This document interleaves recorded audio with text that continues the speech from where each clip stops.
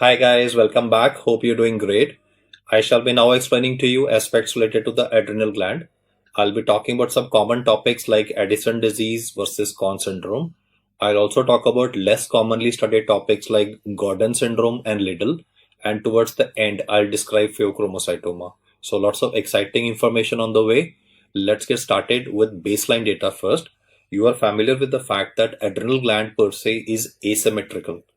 Normally we always find glands to be symmetrical, like parathyroid gland, for example. But if you look at this diagrammatic representation, you are aware from anatomy that when it comes to the right adrenal gland, that would be pyramidal in shape, whereas when it comes to the left one, it's going to be semilunar in shape, and the various layers which will be producing various hormones. Now, the main hormone that is coming from the hypothalamus to regulate all this is CRH, corticotropin releasing hormone, that will act on the anterior pituitary to cause release of ACTH, and then this is going to act on the various layers of the adrenal gland producing various hormones. Well, you are all familiar with the fact that the first layer, that would be called as zona glomerulosa, will be responsible for synthesis of aldosterone. I can put up a question to you guys here while I write this. Can you tell me the receptor on which aldosterone is acting?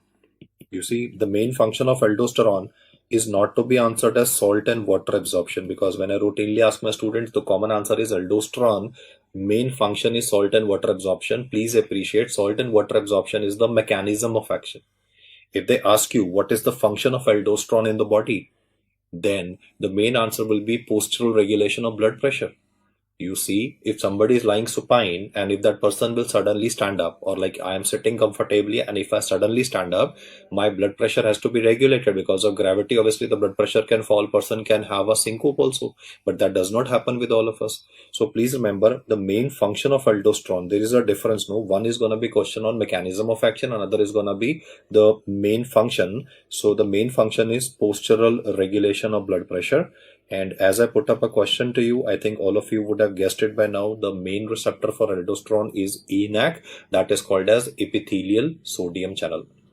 Well, where is it located? This would be located in the collecting duct as well as distal converted tubule. And if they ask you a single best response, then your answer would be collecting duct. Now, what is it gonna do? The main mechanism of action of aldosterone will be that it will gain salt and water, and in contrast, it is responsible for urinary loss or excretion of potassium as well as hydrogen. That implies the fact that if aldosterone will be less, there would be salt wasting. On the other hand, if aldosterone is more in the body, then more salt will contribute to hypertension developing in the person. The next layer will be called as zona fasciculata. Now, please remember the fact that this layer is responsible for release of cortisol, and the main function of cortisol in the human body is gonna be, it's the stress hormone of the body. Well, what is it gonna do? It will help in regulating blood sugar values by causing gluconeogenesis. Please appreciate the fact that the stress hormone can increase glucose values, which basically means that if a person is having hypercortisolism, like in Cushing syndrome, then the person can be having impaired glucose tolerance. In fact, when you will listen to the discussion of Cushing syndrome versus Cushing disease, I'll also use the term secondary diabetes mellitus. What I imply by the word secondary diabetes mellitus would be that a endocrine problem, that is hypercortisolism, is causing blood sugar to become so high that the fasting is more than 126 and the 2 hour values turning out to be more than 200. So the person can have even a diabetic range blood sugar in hypercortisolism. The third layer is going to be reticularis, which is responsible for production of sex steroids. And well, these sex steroids will be responsible for secondary sexual characteristics. That would be like axillary hair, pubic hair. The hormone here is DHEAS, that is going to be dihydroepiandrosterone. And if a person is having damage to the adrenal gland, let me say reticularis is damaged, sex steroids will become lesser. So the manifestations could be like loss of axillary hair, loss of pubic hair. Those manifestations are very characteristic, and I shall discuss them in detail subsequently. Now, as you go more deeper in the gland, if you look at the green spot that I have created, that green spot is basically the representation of the adrenal medulla, which is responsible for release of catecholamines. Can you tell me which is the major circulating catecholamine in our body? The options are epinephrine, norepinephrine, and dopamine. Well, when it comes to pheochromocytoma will always work opposite a normal physiology. According to physiology books, the major circulating catecholamine in your and my body is epinephrine. Mark my words there. Pheochromocytoma is a tumor, so it will do opposite of what normal physiology does. So pheochromocytoma is mainly responsible for production of norepinephrine. But if the question simply is coming from pure physiology, which is the major circulating catecholamine in our body, the answer is epinephrine. A lot of students casually answer norepinephrine. That is why I highlighted that norepinephrine is the major one from pheochromocytoma. The third one that would be produced here is dopamine. Well, the catecholamines will be responsible for what we called as a fight or a flight phenomenon. You see, suppose you are coming out of a ATM after withdrawing your salary. Now, doctors are obviously paid very little amounts, and anyway, the salary amount is very meager, and you withdrew your money from the ATM and you just came out, and there's this guy with a big knife, and he's saying, "Hand me over all your money." Obviously, you're gonna be scared on seeing a big knife, but then it's all your hard earned money. So, there are two options. Either you're gonna punch this guy, that is fight, or you're gonna hand him over your money and say, "Sir, please let me go." So fight and or the flight phenomenon, and could be a combination also. No? Sometimes you might fight with somebody, now you know that you have punched this guy hard and he's bleeding, and you don't want to be arrested by the police, so you might try to run away from the situation. But what I just want to highlight is that what we call in English as so-called adrenaline rush is what I'm speaking about here. In technical words, from doctor's perspective, fight and a flight phenomenon is a function related to catecholamines. In fact, we can look at one more basic information which has been asked. The question simply said, which amino acid is responsible for synthesis of these catecholamines? Then you're familiar, it would be tyrosine. Yes, the same tyrosine is also responsible for synthesis of T4 as well as T3. So you can see the tyrosine, being an important amino acid, is responsible for synthesis of 5 important hormones. That is epinephrine, norepinephrine, dopamine, T4 and T3. In some questions, they love to trouble you even further. So it's important for you to realize the fact that when it comes to the breakdown products of epinephrine and norepinephrine, then the technical name that they use to describe the end product of metabolism of these two is called as VMA, that is vanillyl mandelic acid levels.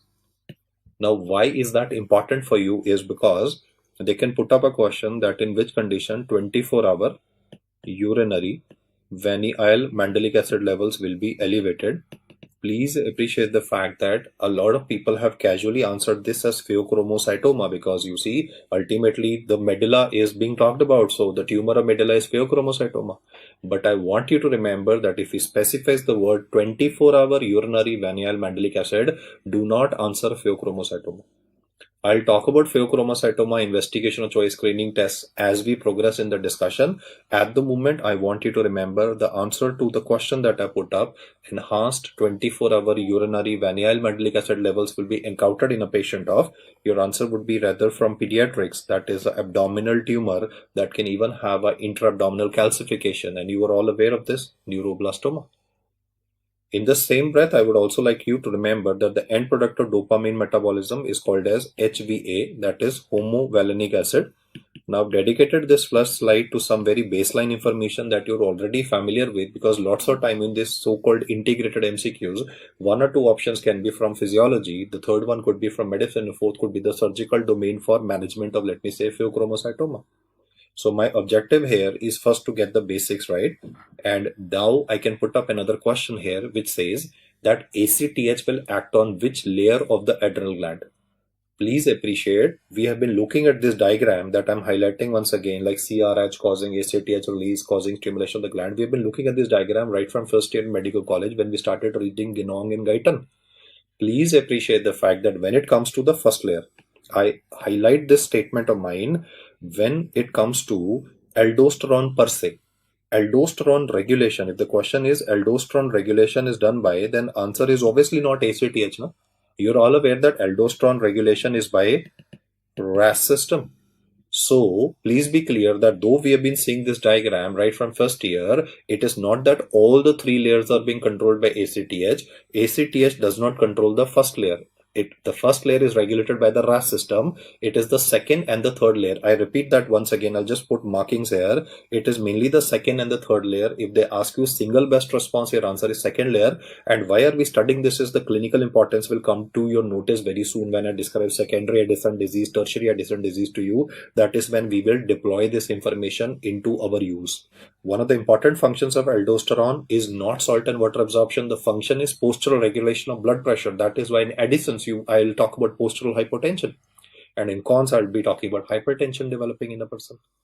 Now, once we get this right, we now focus on abnormalities. A lot of multiple choice questions that you are going to read will talk about terms like primary hyperaldosteronism and secondary hyperaldosteronism. So let us work out the causes.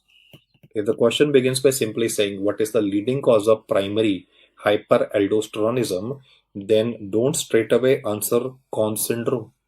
That is one of the errors that most of us will make in a rush to answer, because we know that obviously Cons syndrome is a tumor in the first layer of the adrenal gland, so it will obviously autonomously produce more aldosterone, so we tend to answer it as a cause of primary hyperaldosteronism. Yes, but the number one cause for primary hyperaldosteronism is to be answered by you as BAH.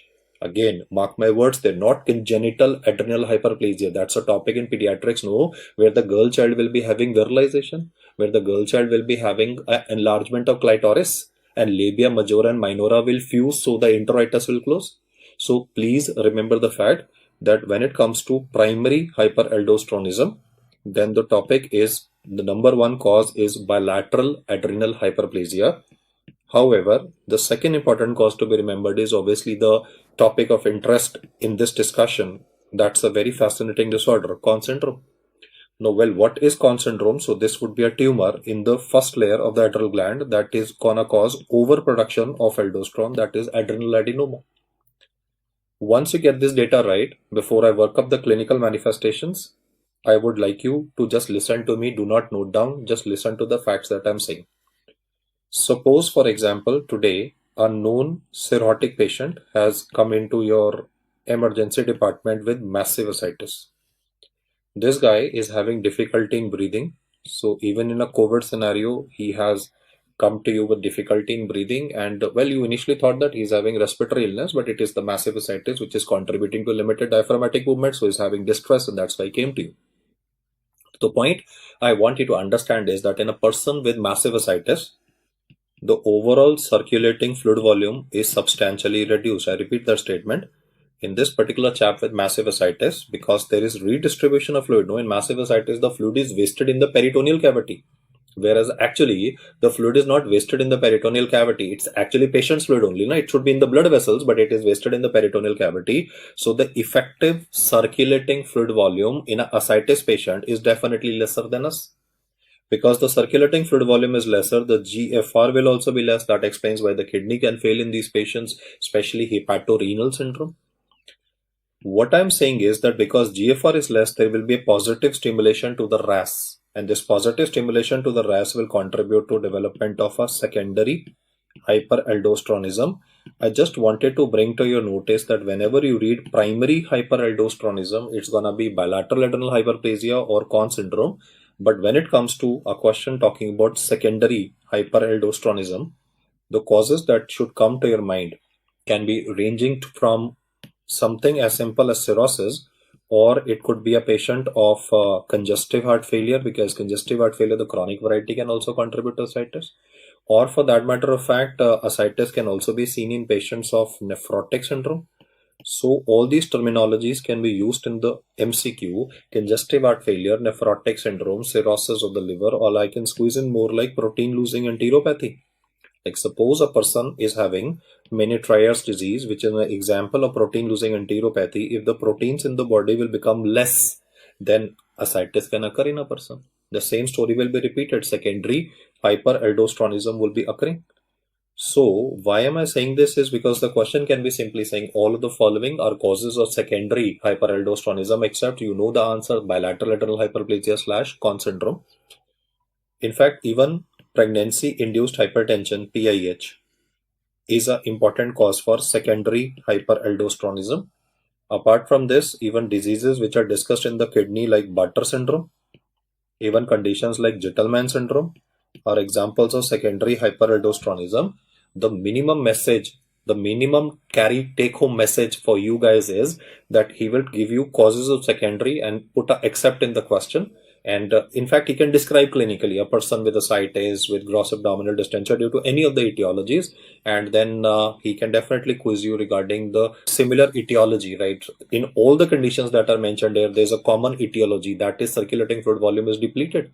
That contributes to secondary hyperaldosteronism, whereas the word primary highlights BAH, which is relatively more common, versus adrenal adenoma in the very first layer. Let us now work out the clinical manifestations that will occur in a person of primary hyperaldosteronism. And one of the very important things that I'm saying right at the outset, I'll give an explanation for that, but right at the outset, I would like to tell you that pedal edema. You see, normally when aldosterone is more, there should be more salt, more water. More water would mean pedal edema. So the first thing that I want you to remember is pedal edema is shockingly absent in majority of cases of primary hyperaldosteronism. Well, how is it possible? On one hand, I said aldosterone will cause gain of salt and water. No. So more water should cause a pedal edema, but I'll prove to you in my discussion subsequently that pedal edema is shockingly, surprisingly not seen in patients of primary hyperaldosteronism. In most of the cases, usually not seen, but is always a feature of secondary. No. You look at definition of PIH, no, pregnant lady, second trimester, blood pressure 140 by 90 or higher with proteinuria with pedal edema. No?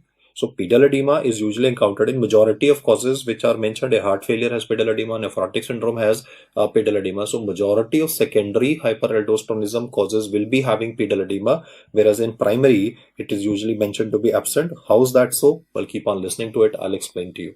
The main problem in this particular chap, whether it is cause number 1 or cause number 2, is aldosterone values are spiking. It's gonna contribute to more stimulation of epithelial sodium channel. Therefore, once the channel works extra over time, I'm just making the arrow thicker to say that there would be more salt and more water in the body. The plus here highlights the extra salt and water coming in. There will also be a enhanced urinary loss of potassium as well as an enhanced urinary loss of hydrogen ions. Now, once that is going to happen, that is definitely going to contribute to hypertension as a manifestation in this person. A lot of these patients might actually present to you with headache. This headache was found to be due to hypertension, and sometimes this hypertension might be even a resistant hypertension. Why I'm saying resistant is because the doctor has started this person on traditional medicines like ACE inhibitors, maybe has even added calcium channel blockers, but the BP is not getting controlled. Why? Because as the tumor will grow in size, it's going to produce more aldosterone, more salt and water, and therefore the plasma volume will continue to expand in this guy. You see, it's an ongoing process, unlike a standard essential hypertension where BP is high and remains at that value. Here, the BP will show a progressive rise. So therefore, in this person, you will notice that a physician will have difficulty in managing the hypertension of this guy. So one of the important etiologies of resistant hypertension is primary hyperaldosteronism. I would like to highlight two facts here before we go forwards. So please be very careful about the next 2 points that I say. One, they have asked in the exam that what is the definition of resistant hypertension? A person is on at least 3 or more than 3 classes of anti-hypertension medication. And in this list, the textbook says that it must include thiazides as well, that is diuretics. So we have used let me say A, C and D, that is diuretics in this person, but the blood pressure is still not getting controlled.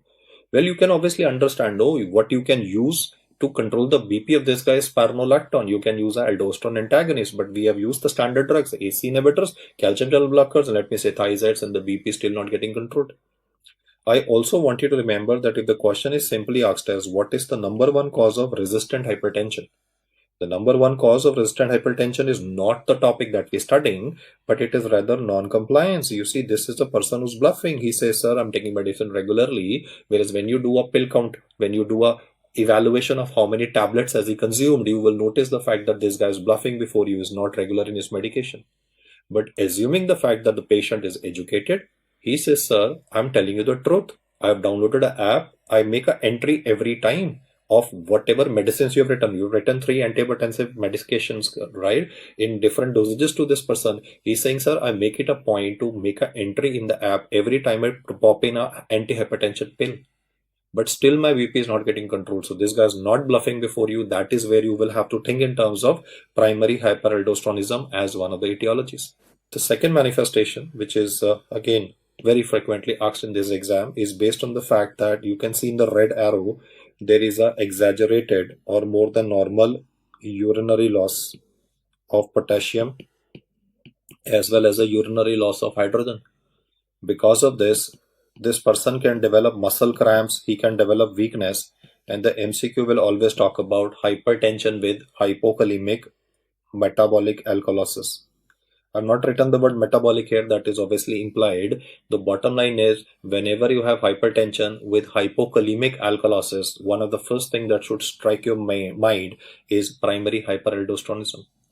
Muscle cramps per se may or may not be written in this question, so I'm just writing it for the sake of completion because lots of questions can be having clinical information. As you are aware, hypokalemia contributes to weakness and muscle cramps in a person. The third point that I say is definitely important. You see what is happening in this person's body is that there is more salt and more water in the body. Well, that will increase the preload.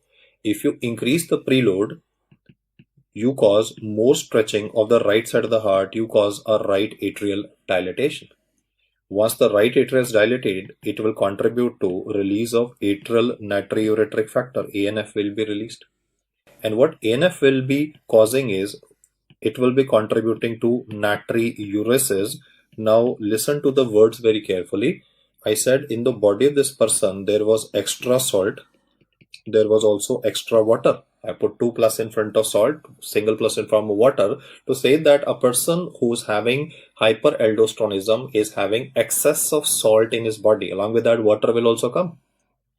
The second hormone that is being released in the body of this person is ANF. This ANF is being released due to dilatation of the right side of the heart. Because of this, there will be a development of salt depletion, salt loss, as well as, I can put a minus here, there will definitely be a salt loss from the body of this person as well as a water loss from the body of this person.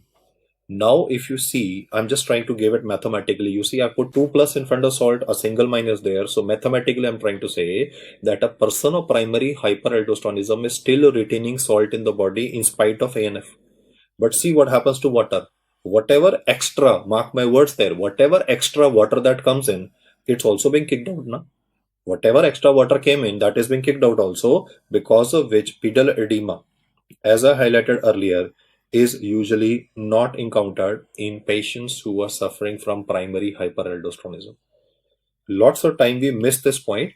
Well, I repeat in single line, what did I say? I said pedal edema is not found. Why? Because of the effect of ANF. This is a secondary hormone that is being released from the right atria due to volume overloading. It will cancel out whatever is the gain of water. The salt, whatever came in the body, was obviously expanding the plasma volume. Some salt is being kicked out, but not all of it. So the person is still having a salt excess state. Now, because this person is also losing water from the body, you can see water loss occurring. So I've written the word polyuria. And because of the polyuria component, the person might also be having increased water intake, that is polydipsia. I've already explained to you the definition of polydipsia. I'll just say it verbally at the moment, not write it, because that is given in the diabetes mellitus discussion. What is polydipsia? Water intake more than how much? 6 liters per day. Polyuria is urine output more than 3 liters, you know that. Polydipsia is water intake more than 6 liters per day. So do remember the 3 P's that I've highlighted for this particular topic. The 3 P's are polyuria, polydipsia. Surprisingly, more aldosterone still. Polyuria, polydipsia. Why? Because there is ANF coming up. So there can be a polyuria, there can be polydipsia, but pedal edema is usually not encountered in these patients. I shall now be explaining to you regarding the workup of this person of primary hyperaldosteronism. So the first thing I'm going to do is check for electrolytes. It is sodium and potassium values that will be evaluated in this case. Well, when it comes to sodium in a person of Conn syndrome, most of the time the values of sodium can be either elevated or they might even be normal. Why am I saying normal? Is because along with salt, water is also coming. So water might cause a bitter dilutional effect. So the sodium values can be touching even normal also. I repeat the statement once again. Yes, total body salt will be more, but because water is also coming in, so when I say sodium concentration, you see there's a difference between the amount of salt versus the concentration. The concentration can be normal also in the person. It could be on the higher side of normal. Potassium values will always be low. Potassium will never be normal in this person. Muscle cramps may or may not be described. Whenever aldosterone comes in picture, whenever sodium is coming in the picture, sodium and potassium will always have a inverse relation. Like in the discussion that I had with you for parathormone PTH, calcium and phosphate were having an inverse relation. In fact, I would love to write this here so that this becomes a permanent memory for you. Whenever PTH is operating, then calcium and phosphate always go in inverse relation. Similarly, whenever aldosterone is coming in the picture, sodium potassium values go the other way around. That is a separate issue that in some MCQ, sodium value may be given to be normal or on the higher side of normal. Why? Because there is water also coming in the body of this chap. Now, once we get the electrolyte issues right, we can also do ECG in these persons to evaluate the ECG findings of hypokalemia. But that's a separate lecture in cardiology. So you can go through the ECG findings of hyper and hypokalemia, because electrolyte imbalance and ECG is always asked in the exam. So there's a separate lecture in cardiology where I've discussed it. Here, because I believe that the person is having these two electrolytes going in opposite directions, there is something related to aldosterone, whereas aldosterone produced from the adrenal gland. So I would like to image the adrenal glands. What I'm writing before you is itself an MCQ, that is a non-contrast CT abdomen. Instead of writing non-contrast CT abdomen, sometimes they might write the word unenhanced. That means non-contrast CT will evaluate the adrenals of this person. Unenhanced CT will evaluate, that's a CT abdomen, will evaluate the adrenals of this person. And when you do the CT, you will definitely be able to see whether it is a bilateral adrenal hyperplasia or is going to be a tumor in the first layer of the gland. Then once I visualize the tumor, or if I see a bilateral adrenal hyperplasia, I also need to go in for a test, which would be a screening test, because you see, CT is only gonna tell you an anatomical abnormality present, that is the gland is big. But is the gland producing any hormone? You see, from endocrinology perspective, lots of time you read the term incidentaloma. Incidentaloma means that there is a mass found in the endocrine gland, but it might be endocrinologically inactive also. Lots of time, about the range given Harrison is about 60 to 80%. There is a possibility that on a CT, you might be able to see a adrenal mass. But in 60 to 85%, it might be endocrinologically inactive. It may not be producing anything. So please remember the fact that not always do you have an endocrinologically active adrenal mass. Majority of cases are endocrinologically inactive. Now, the screening test that I'm going to do to know whether this adrenal mass, is it producing something, not producing anything, the test is going to be called as ARR, that is aldosterone renin ratio. You don't need to remember the mathematical value that I will say, but the concept behind this particular investigation is that the blood sample will be checking for aldosterone as well as the values of renin. Now I say a very interesting fact. In this particular person, the numerator will definitely be increased. Why? Because you see, the tumor is autonomous. It is producing, like in Conn syndrome, the tumor is autonomous. It is producing excess of aldosterone. So just put two arrows to say large amount of aldosterone in the circulation. This is going to contribute to negative feedback to RAS. I repeat that again. If aldosterone is more from the tumor operates autonomously. It does not respect physiology.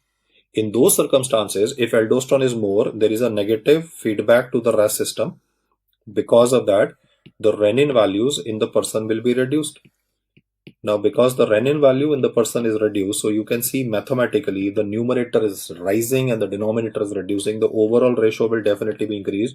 So whenever you read this terminology in a multiple choice question, that aldosterone renin ratio is elevated, it goes in favor of endocrinologically active adrenal mass. Well, just for record's sake, you don't need to note down the mathematical value that I'm gonna say here, but whenever you read aldosterone renin ratio value more than 750 picomoles per liter. Now the units in endocrinology can vary. Sometimes it is written micromoles, sometimes it is written picomoles, because for every hormone the values are different. So for the exam, you don't need to cram the mathematical value. Just remember, elevated aldosterone renin ratio is definitely in favor of diagnosis of primary hyperaldosteronism. Most of the time the test can be false positive if renin will reduce, and one of the drugs that we know is useful for treatment of hypertension and decreases the production of renin is beta blockers. False positive aldosterone renin ratio can be seen with usage of beta blockers. So if this person is on antihypertensive medication, like I used the term resistant hypertension, I said A, C, and D. If this person is, suppose for example, his physician started him on A, B, and D, he's taking beta blockers, then you change the beta blockers to, let me say, calcium channel blockers, wait for 2 weeks, and then do this test. If the patient is on beta blockers for management of hypertension in Conn syndrome or bilateral adrenal hyperplasia, the value might be falsely elevated, or it might be much more exaggerated than what it actually will be because of the disease process, because beta blockers tend to reduce renin production as well. One of the mechanism of action of beta blocker is controlling the heart rate. Second is they decrease the renin production as well. So the denominator will reduce, and you can see mathematically the ratio will rise. Because of the fact that this test can have a flaw, therefore, the question will say, what is the investigational choice for diagnosis of primary hyperaldosteronism? Your answer would be given as saline infusion test. Instead of writing the word saline infusion test in some multiple choice questions, he might even use the word salt loading test. I personally find that doctors are more able to relate to the word salt loading test better, because you see everything here is related to more sodium, so salt loading test. Why I have written salt loading test below is just to highlight that saline infusion test is relatively a safer test. Because in this person already salt is more. If you will load him more with salt, the blood pressure can spike dramatically high. So the textbook mentions that saline infusion test is safer and also has a better diagnostic sensitivity and specificity.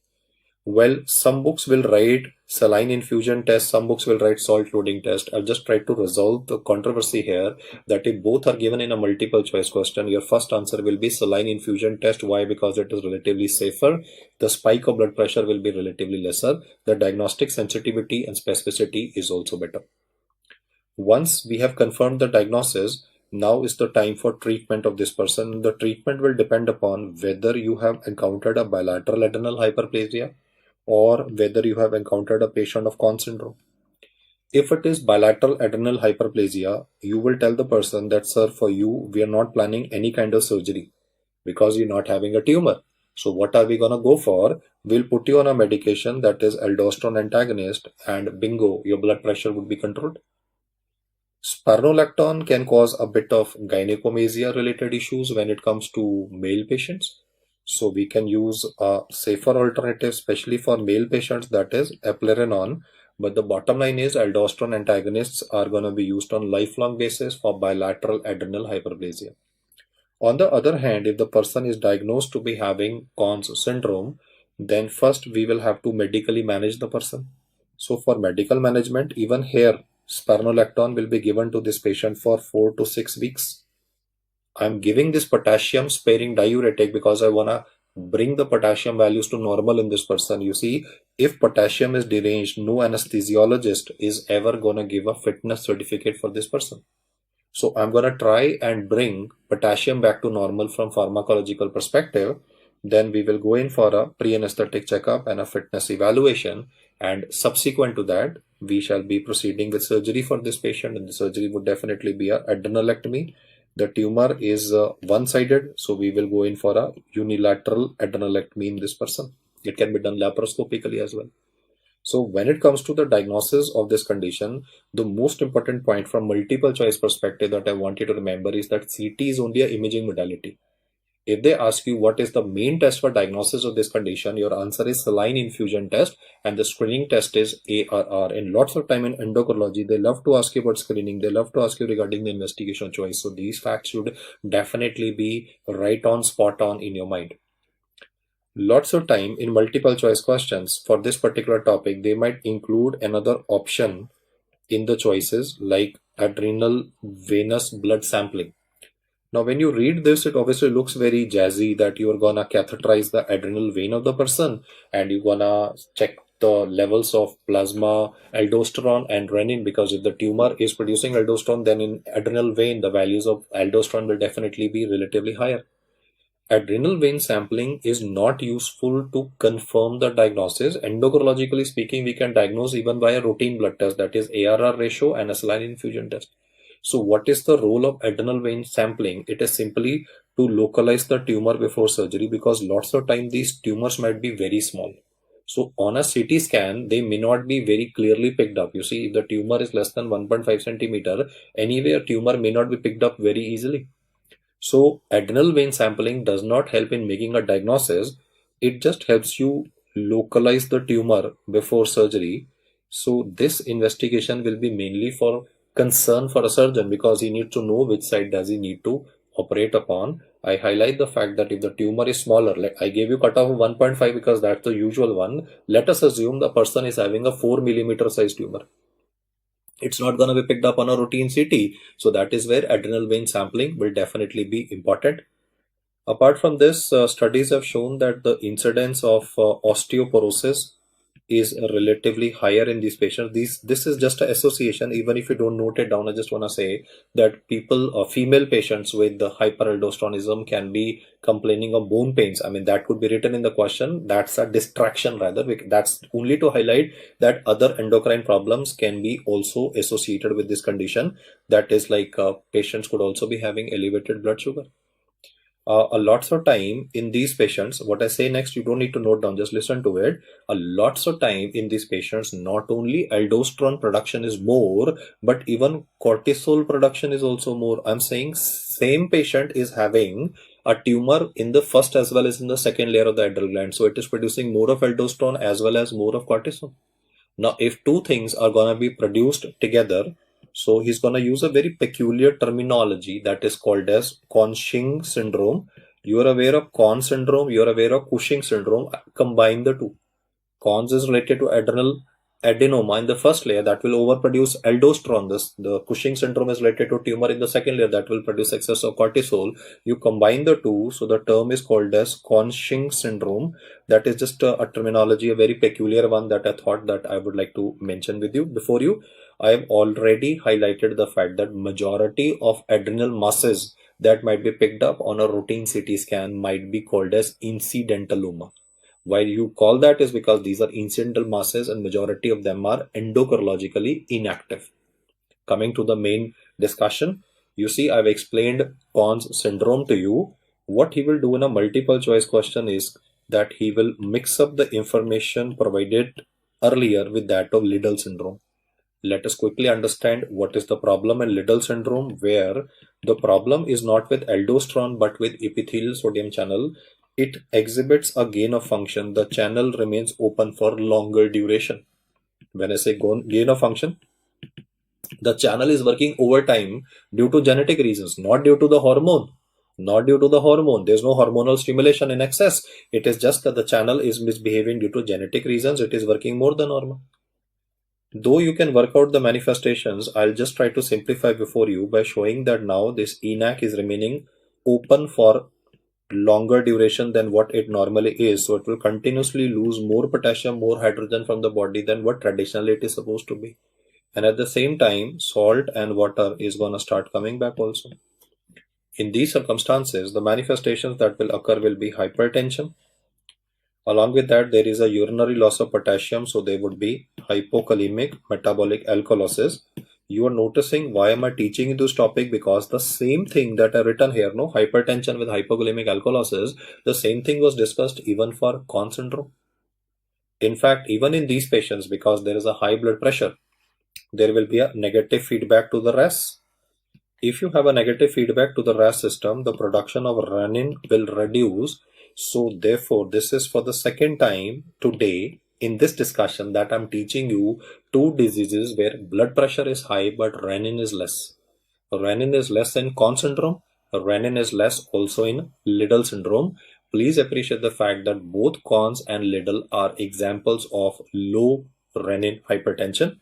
In fact, this is an important statement from my side for this discussion. Always, whenever you read the word low renin hypertension, then two diseases that should always come in your mind is the topic discussed prior to this, Conn syndrome, and currently it is Liddle syndrome. Also appreciate the fact that if renin production will be less, then ultimately the production of aldosterone will also be less because they're all linearly related. No, renin, aldosterone, RAS system is linearly related. So renin is less, aldosterone is also less. So let us now calculate the ARR ratio of this guy, aldosterone renin ratio. Just for the sake of mathematics here, I'll utilize some time and write first plasma aldosterone in the numerator as it is supposed to be, plasma renin in the denominator as it is supposed to be. You can see both are becoming reduced. So if mathematically speaking both reduced by the same amount as they're supposed to be, then the ratio will be normal. If you're listening to me carefully, I taught you aldosterone renin ratio is increased. Look at the third point in the slide. At the moment, aldosterone renin ratio is definitely increased in Conn syndrome, but the same ratio is normal when it comes to Liddle syndrome. Moreover, if you are gonna do a unenhanced, that is a plain CT abdomen of this person, then a unenhanced CT abdomen will reveal normal adrenal glands. I have sensitized you to the fact that normal adrenal size does not mean that there is no tumor, because sometimes if the tumor is very small, it may not be visualized. That is why I first spoke about ARR ratio, because the tumor, if it is present, even if small, you can pick it up if it's gonna be rather producing any particular hormone. In this case anyway, the problem is not of hormone. The main problem of this guy is that surprisingly, aldosterone is less in the body, renin is less in the body. You can see both of them are less. And still there is a high blood pressure of this chap. Now he can ask you what is the treatment that you will offer for Liddle syndrome person. His CT scan report is normal, ARR ratio is normal, but still there is hypertension with hypokalemic alkalosis. So in this particular chap, I'm gonna give a medicine which is gonna inhibit this overactive epithelial sodium channel. I would like to put on the brakes here because this is working more than normal, kicking in salt and water. It is rather removing potassium and hydrogen from the circulation. So I want to prevent that urinary loss of potassium and hydrogen. So what drug can I give to this guy? Your answer would be given as a epithelial sodium channel blocker, that is by the name of amiloride. In patients of hyperaldosteronism and Conn syndrome, we were talking about spironolactone, we were talking about eplerenone, but here we'll be talking about amiloride for these patients. So do remember Liddle syndrome, which has been asked in the exam quite frequently. Hypertension with hypokalemic alkalosis is going to be a differential diagnosis of a person of Conn syndrome. But the fundamental problem in this person is not of the hormone, but it is the epithelial sodium channel that works much more than normal. Now, lots of time in multiple choice questions, what he can also do is that he can trouble you with Gordon syndrome also. So let us at the same time discuss about Gordon. This disease is related to distal converted tubule. In distal converted tubule, we have a transporter called as sodium chloride cotransporter. A disease that I've discussed in the kidney section, where this distal converted tubule and the sodium chloride cotransporter is affected, is called as Gitelman syndrome. But today I'm teaching you a disease where this channel is working more than normal. In Gitelman syndrome, this channel is working less than normal, but in this case, it will be working more than normal. Once the channel will work more than normal, you can very well see if there is more sodium coming up in the body. Along with that, water will also start coming up in the body. So salt is also coming back, water is also coming back due to gain of function, again because of genetic reasons. So therefore, hypertension will occur in this guy. But along with hypertension, because I said it is a sodium chloride co-transporter, even chloride will also come up more. So he will write the word hyperchloremic. I'm writing hyperchloremic. Why? Because the sodium chloride co-transporter is working over time. So the end result is that the chloride values will definitely spike. Now, because negative, chloride is a negative ion, no? If negative charges in the body will increase, then the body, the kidney will try to get back more positive charges. I repeat my statement, if negative is increasing, the kidney will try to retain more positive charges to neutralize the negative. One of the basic important functions of human kidney is to maintain electroneutrality.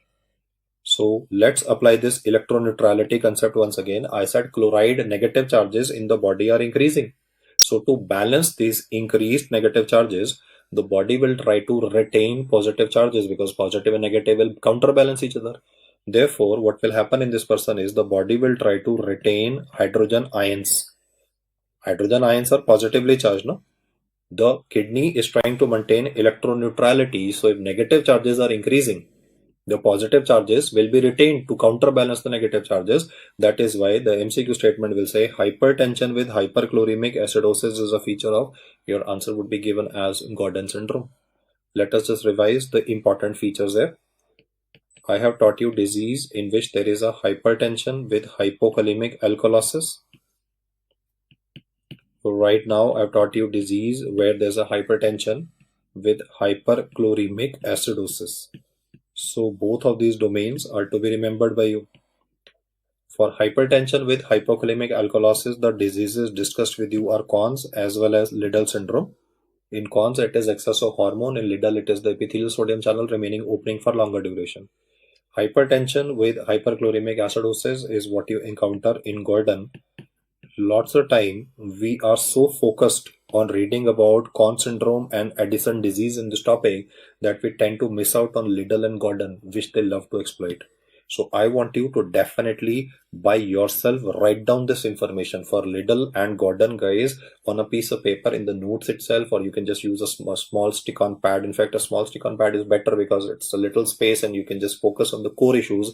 Just write down few lines about whatever I've told for Gordon, Liddle, because when you write by yourself, the retention part will be relatively better. We shall now be comparing these disorders with the next topic on the agenda, that is Addison disease. Well, the emergency presentation would be called as Addisonian crisis, and the generic term that is used is Addison disease. Why this would happen will be mainly because of destruction of the adrenal glands of the patient. As I've highlighted to you, one of the gland is pyramidal, the other one is semilunar in shape. And what I've done in this diagram is I've just given a mock-eaten appearance to this gland. The gland appears to be destroyed. Well, the medulla is perfectly fine. The green dot represents the medulla, no issues with that, but all the three layers of the cortex have been compromised here. The question then arises, why is the gland damaged? Your answer would be autoimmune destruction of the gland. I have highlighted about autoimmune destruction being responsible for type 1 diabetes, 1.5 diabetes mellitus, and now I'm talking about Addison disease also having an autoimmune etiology. It's a separate issue that sometimes in MCQs, just to make the question look a little sophisticated or a bit hi-fi, he may not write the word autoimmune destruction, but he might just say the word autoimmune polyglandular syndrome. Now these autoimmune polyglandular syndromes are also multiple varieties. So just for the sake of MCQ, remember that this is rather common with autoimmune polyglandular syndrome type 1. It simply means that there is going to be other autoimmune associations also present. When I talk about autoimmune polyglandular syndrome, I just want to bring to your attention that the other autoimmune disorder that can be associated with autoimmune polyglandular syndrome can be person having hypoparathyroidism. If you go through the lecture on PTH, that is in the superior part of the app, just the lectures prior to this, I have discussed regarding hypoparathyroidism, again having an autoimmune etiology. So the person could be having multiple endocrine deficits in a sense that he's having Addison as well as hypoparathyroidism. Along with this, a very characteristic manifestation might be written in multiple choice questions sometimes, that is mucocutaneous candidiasis. That is just an association which can be remembered. Autoimmune polyglandular syndrome is usually a common cause and is relatively more common than what we write as isolated autoimmune adrenalitis. It is just a method of making the question look a little more sophisticated, because when you read terms like in short form APS, or in fact if you read terms like adrenalitis, it just looks more jazzy. So the first etiology is autoimmune, that's overall the common cause. Then can be miscellaneous causes like destruction of the gland by infections. One of the important infective cause of destruction of the gland can be due to tuberculosis or HIV, or it could be even infections in immunocompromised patients like histoplasmosis, cryptococcosis, which can again result in same manifestations. I would like to write the term Waterhouse-Fridson syndrome separately. Why? Because that would be a acute onset presentation of what we call as Addisonian crisis. Waterhouse-Fridson syndrome is again a cause of adrenal gland destruction, but this time the organism responsible is Neisseria meningitis, and the destruction will occur in a matter of, let me say, few days, Whereas with TB, HIV, histoplasmosis, the destruction will take a long time to occur. I can just put non-infective causes also, like suppose sarcoidosis, though it's rare, but still, if sarcoidosis is contributing to damage to the adrenal gland, then though, I mean, it's a very rare presentation, but any infiltrative disorder, if it is destroying the adrenal gland, or he can just write a rare pediatric disorder like adrenoleukodystrophy. I just want to highlight the fact that the causes that I've written at the moment before you in color blue, they all are gonna take a long time for damage to the gland. In contrast, when it comes to water restriction syndrome in Neisseria meningitidis, you very well know that the organism can contribute to sepsis. Sepsis can contribute to DIC. There would be bleeding in the first layer, bleeding in the second layer, so the blood pressure will crash, the blood sugar will crash, and this can trigger Addisonian crisis. So why I have written it separately is mainly to sensitize you to the fact that in Addison disease, it's a gradual process. In Addisonian, it is relatively a faster process. Another cause of Addisonian crisis before we proceed further can be sudden stoppage of steroids. You can visualize a person of ocular myasthenia gravis who is on steroids for long duration, and this ocular myasthenia gravis patient went to some homeopathic, some Ayurvedic doctor who criticized the usage of steroids and said, stop it immediately. You are aware you never stop steroids immediately. We always have to taper the dosage of steroids, but whenever there is a sudden stoppage of steroids, it can trigger a hypothalamic pituitary axis insufficiency, primarily because ACTH will be less in these patients. You see, because they're taking steroids from outside, their HPA axis is suppressed, so ACTH is less. And if ACTH is less, then the stimulation second layer will also be less, and therefore cortisol production will crash immediately. So please remember the fact that sudden stoppage of steroids and Waterhouse Fridson syndrome are causes of Addisonian crisis. But when it comes to Addison disease, it's a gradual process which will either be written as autoimmune polyglandular or will be written as adrenalitis or simple autoimmune destruction. The bottom line is, in these patients, all the three hormones, aldosterone as well as cortisol as well as sex steroids, will reduce. So let us now look at what will be the manifestations. So the bottom line is that all the three important hormones, that is aldosterone, cortisol and sex steroids, will begin to reduce in the body of this person. Let us first see what's going to happen with aldosterone deficiency. The primary manifestation of this person will be salt wasting. Just to facilitate the learning, though I know you know it at your subconscious level, let's just practice once again. Aldosterone causes retention of salt and water, causes a urinary loss of potassium and hydrogen, and I'm just going to put some lines here to highlight that this system is not working properly. If the system is not working properly, what's going to happen is that if aldosterone is less, there is going to be salt wasting in this person. Instead of writing the word salt wasting, the MCQ can begin by saying salt craving. Even water will also not be absorbed, therefore polyuria. Whenever you read a question that begins with salt wasting, salt craving, polyuria, you have to think in terms of aldosterone deficiency, and the next manifestation will be that potassium will not be excreted as it normally should be. So therefore this person will be having hyperkalemia. I repeat that again, why hyperkalemia? Because this is like a direct relation. If salt is not going to come in, potassium will not be excreted. Similarly, hydrogen ions will not be excreted. Therefore, I should say metabolic acidosis, but I'm skipping that word. Why? Because if there is more protons in the body, most of the time we have a buffer base. You are aware of the important buffer base, that is bicarbonate. The buffer base in this case will come into practice. The buffer base will neutralize this extra hydrogen ions coming in, so we usually do not get metabolic acidosis in these patients.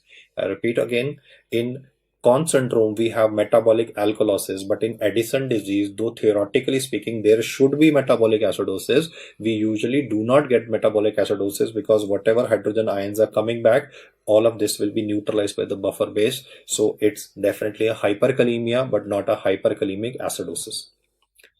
Once you remember the manifestations related to aldosterone deficiency, we'll talk about what's going to happen if cortisol will be less, and that's a very important part of this discussion. Please realize the fact that this 1, 2, 3, 4 that I've written, they are relatively easy for students to pick up. So he might waste your initial few seconds by writing words like weight loss. Why? Because water is being lost from the body. Now, water is an important constituent of our body. 66% of human body is water. If you lose water, there can be weight loss. Along with this, he can just mention non-specific symptoms of fatigue and tiredness. That is mainly because there is a salt wasting also occurring in this person. So initially when the question will start, it will be a very harmless, innocuous question regarding a person suffering from weight loss fatigue. Then we'll start talking about these conventional terms like salt wasting and salt craving. And well, as I said, the sixth point of this discussion is very important for you to know that once cortisol decreases, what's going to happen? The first and the foremost thing that will happen will be hypoglycemic attacks. I have explained to you that cortisol is going to be responsible for maintenance of blood sugar values. Now cortisol is lesser, so there would be hypoglycemic attacks that could contribute to mood swings. It could contribute to rage attacks. There could be palpitations. There could be tremors in the person. So features of sympathomimetic stimulation can again be described to show up the manifestations of hypoglycemia in this person. The next point is very important from the exam perspective. Please remember that cortisol plays a role in regulation of release of vasopressin. Very important, looks very puzzling also. Cortisol plays a role in regulation of vasopressin and it's an inhibitory control. But once cortisol levels will decrease, there is a loss of inhibitory control over vasopressin. Let us understand the meaning of this term because most guys they get foxed by the terminology. I said cortisol plays a role in release of vasopressin and that's an inhibitory control. Now, if cortisol is lesser, there is loss of inhibitory control over vasopressin. So, vasopressin will now be able to do a job better. You see, earlier it was being regulated. It was inhibitory control. Now there is no control. So, vasopressin will get water back into the body. And when vasopressin will get water back in the body, this water that is coming back in the body due to this loss of inhibitory control can contribute to hyponatremia. When you read this for the first time, it looks a little surprising, but this is true. Please appreciate that aldosterone deficiency will cause hyponatremia, understandable, because there is a salt wasting and salt craving after all.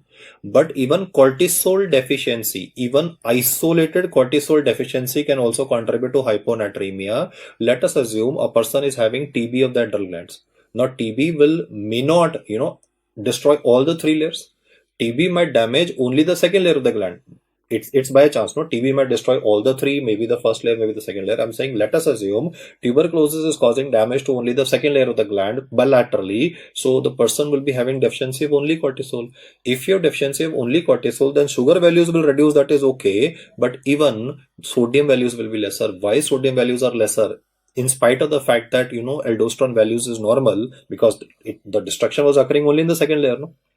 So the usual query of most students is that, sir, why is it written hyponatremia even with a person of isolated cortisol deficiency? The reason I explained is the check over vasopressin is gone. So vasopressin will try to get some water back into the system. That is why the word is isolated cortisol deficiency will also have hyponatremia. And if it is both aldosterone and cortisol deficiency, like I was talking about in traditional Addison disease, then the hyponatremia component will be worse. In fact, point number 1 and point number 7 together, the sodium values will be very, very low in a person. If it is isolated cortisol value, sodium will still be less in a person. Mark my words there, isolated cortisol deficiency does not cause hyperkalemia. It only contributes to hyponatremia. The reason is well explained in point number 7. You still have issues with that, drop me a mail at marvamedicine@gmail.com. I would love to explain to you guys, but this is an important fact which is to be remembered from the exam perspective. Point number 8 again is not a clinical feature, but is usually a point of MCQ. So remember this also.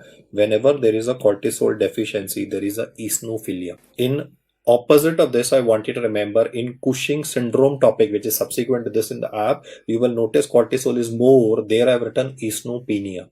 So you can remember cortisol and eosinophil count have an inverse relation.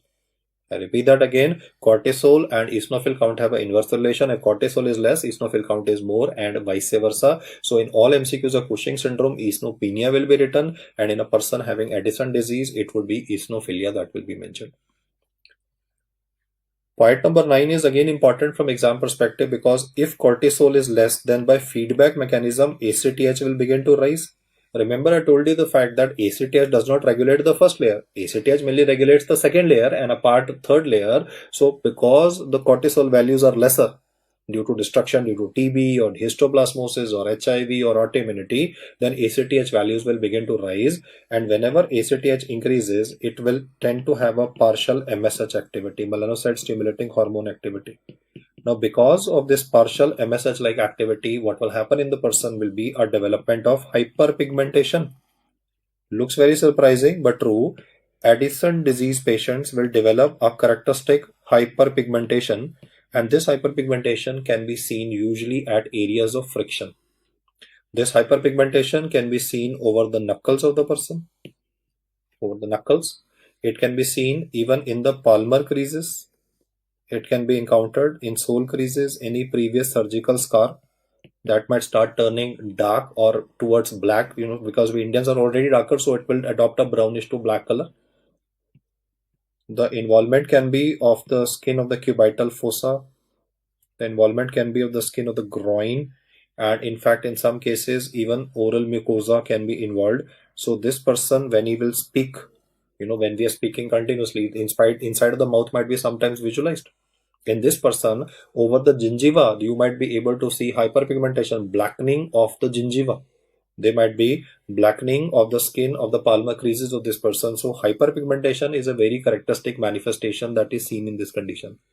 Here, before I go forward, I want to tell you from historical perspective that two people who had Addison disease from historical aspect was one, the American president John F. Kennedy, who was shot, and second was Osama bin Laden. Well, looks surprising. Osama bin Laden, well, he was the chief of Al Qaeda, as you all know, and he was making all these grand plans, and he was the guy responsible for 9/11. But then he was hidden in Pakistan in Abbottabad by the Al Qaeda people because the Americans were after him.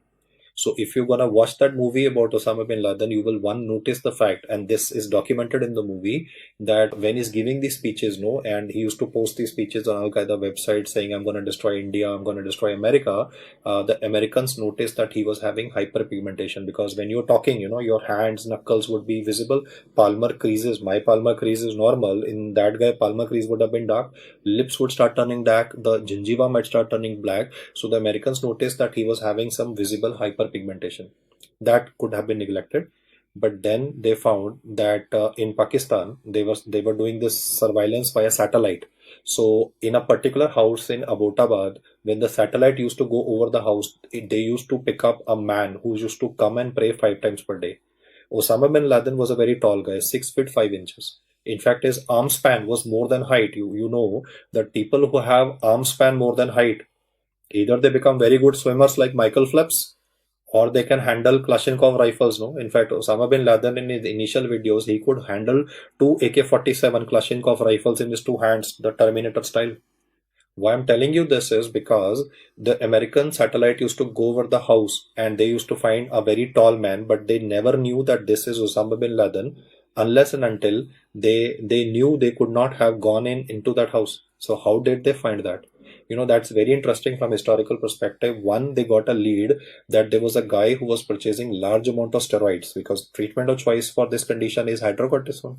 So they found a lead of a guy who was purchasing hydrocortisone in large amounts from a chemist shop in Pakistan, and he was going into the same house where this tall man was living, and the satellite was scanning that house. Then they decided to actually go into that house. No, not in the form of a strike team, but if you see the movie, they conducted a vaccination drive. They conducted a vaccination drive saying that, WHO, some organization, has conducted a vaccination survey for Abbottabad and the immunization coverage is less because in that house, Osama bin Laden's wife and children were also residing. So they did a evaluation, like they did a vaccination study, or they did vaccination of that particular house, and all the needles that were used for vaccination, they were all sent to America. Those needles were sent to America for DNA analysis because the actual family of Osama bin Laden resides in Saudi Arabia, and they had the blood sample of his original brothers and sisters, and they found a perfect match.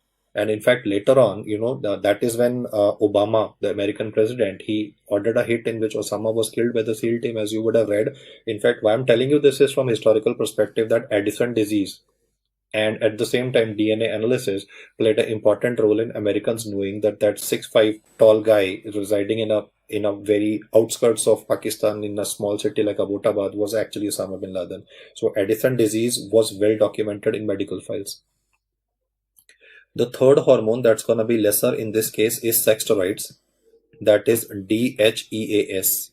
And if sex steroids will be less in the body, then the libido of the person, the aggression of the person will decrease. In female patients, you can even be having loss of pubic hair, loss of axillary hair.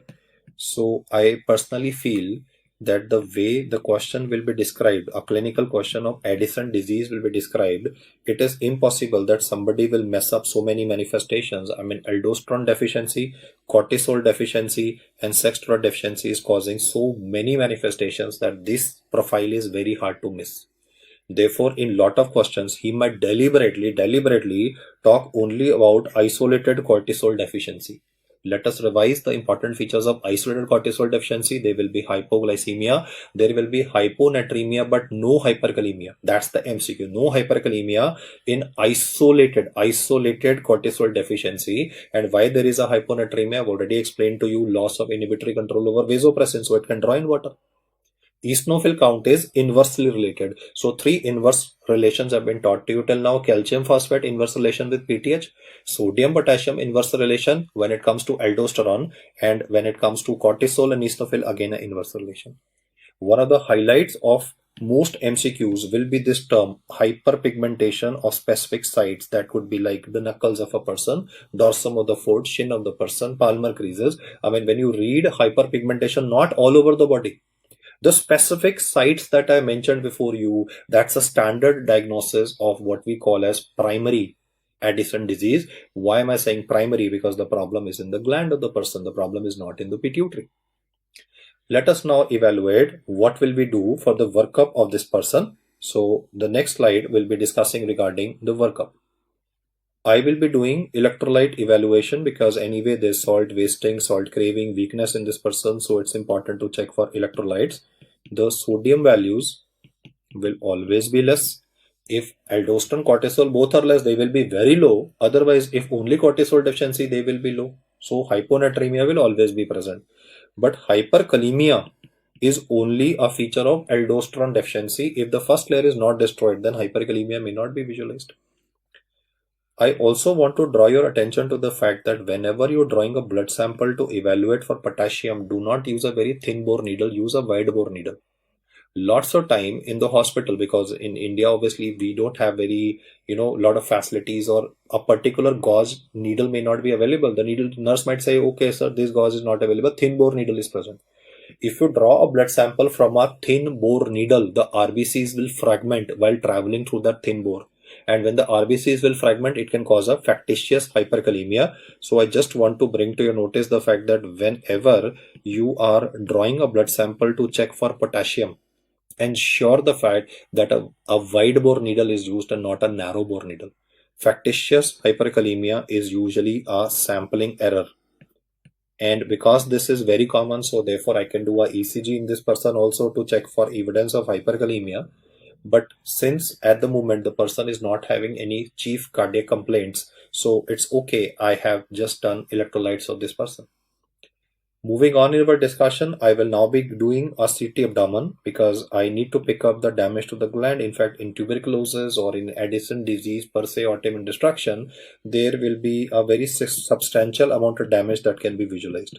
Destruction of bilateral adrenals can be visualized on a plain, unenhanced CT. I now need to be sure, endocrinologically speaking, that yes, the gland is damaged, so hormone production is lesser. So he will ask you, what is the investigational choice for diagnosis of Addison disease? Never answer CT as investigational choice. That's an imaging modality. That's not going to tell you whether hormone is more or less. If you want to pick up whether hormone levels are reduced in the person, what are you going to do? You are going to do a test called as ACTH stimulation test, because in a normal person, when you inject ACTH, it is going to contribute to increase of cortisol.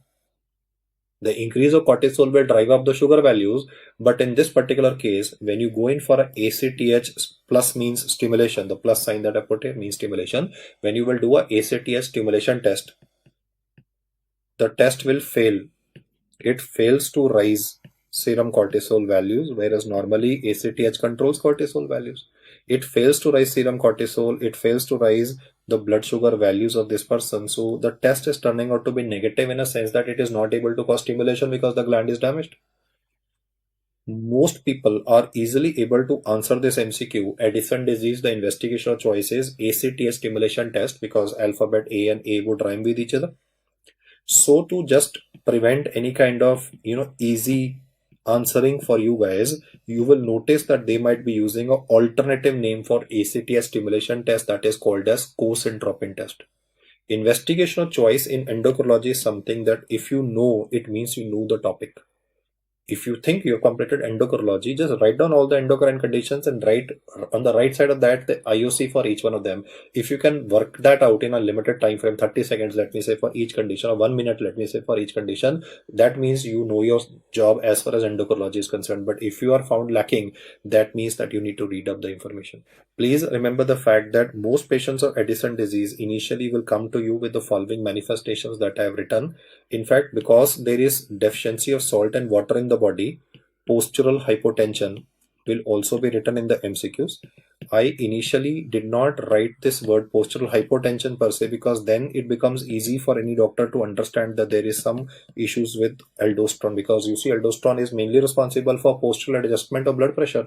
So the examiner will deliberately try to avoid this terminology and use terms like salt wasting, craving, polyuria, like that. And you need to obviously be aware of the distractions which can be present in an MCQ because you need to score it right. If he begins with postural hypotension, hypoglycemia, decrease of libido, cool. I mean, that is like a bonus for you guys. But even if it does not, you should be able to work out the information that I have said. We will now talk regarding what is the treatment to be offered for these patients who are suffering from Addison disease. So the drug of choice for Addison disease would be answered as hydrocortisone. If you will say the word Addisonian crisis, then your answer will be intravenous. Here we can be using oral hydrocortisone. Otherwise, if it is crisis, then we will answer intravenous hydrocortisone to be given. In all endocrine emergencies, we usually give hydrocortisone to the person because it helps the person tide over the crisis. To test your concept of mineralocorticoid deficiency, you see in this condition, aldosterone is less, so mineralocorticoid deficiency, BP is less. So he might ask you, what will you do to increase the blood pressure of this guy? Then do not answer midotring. You see, in diabetes mellitus, when I taught you diabetic neuropathy, I said diabetic neuropathy can cause postural hypotension in a person. So for management of postural hypotension, it is midodrine in diabetic neuropathy. But here for this low blood pressure, you just need to replace the deficient aldosterone. So what drug will you use in this case? Your answer would be fludrocortisone.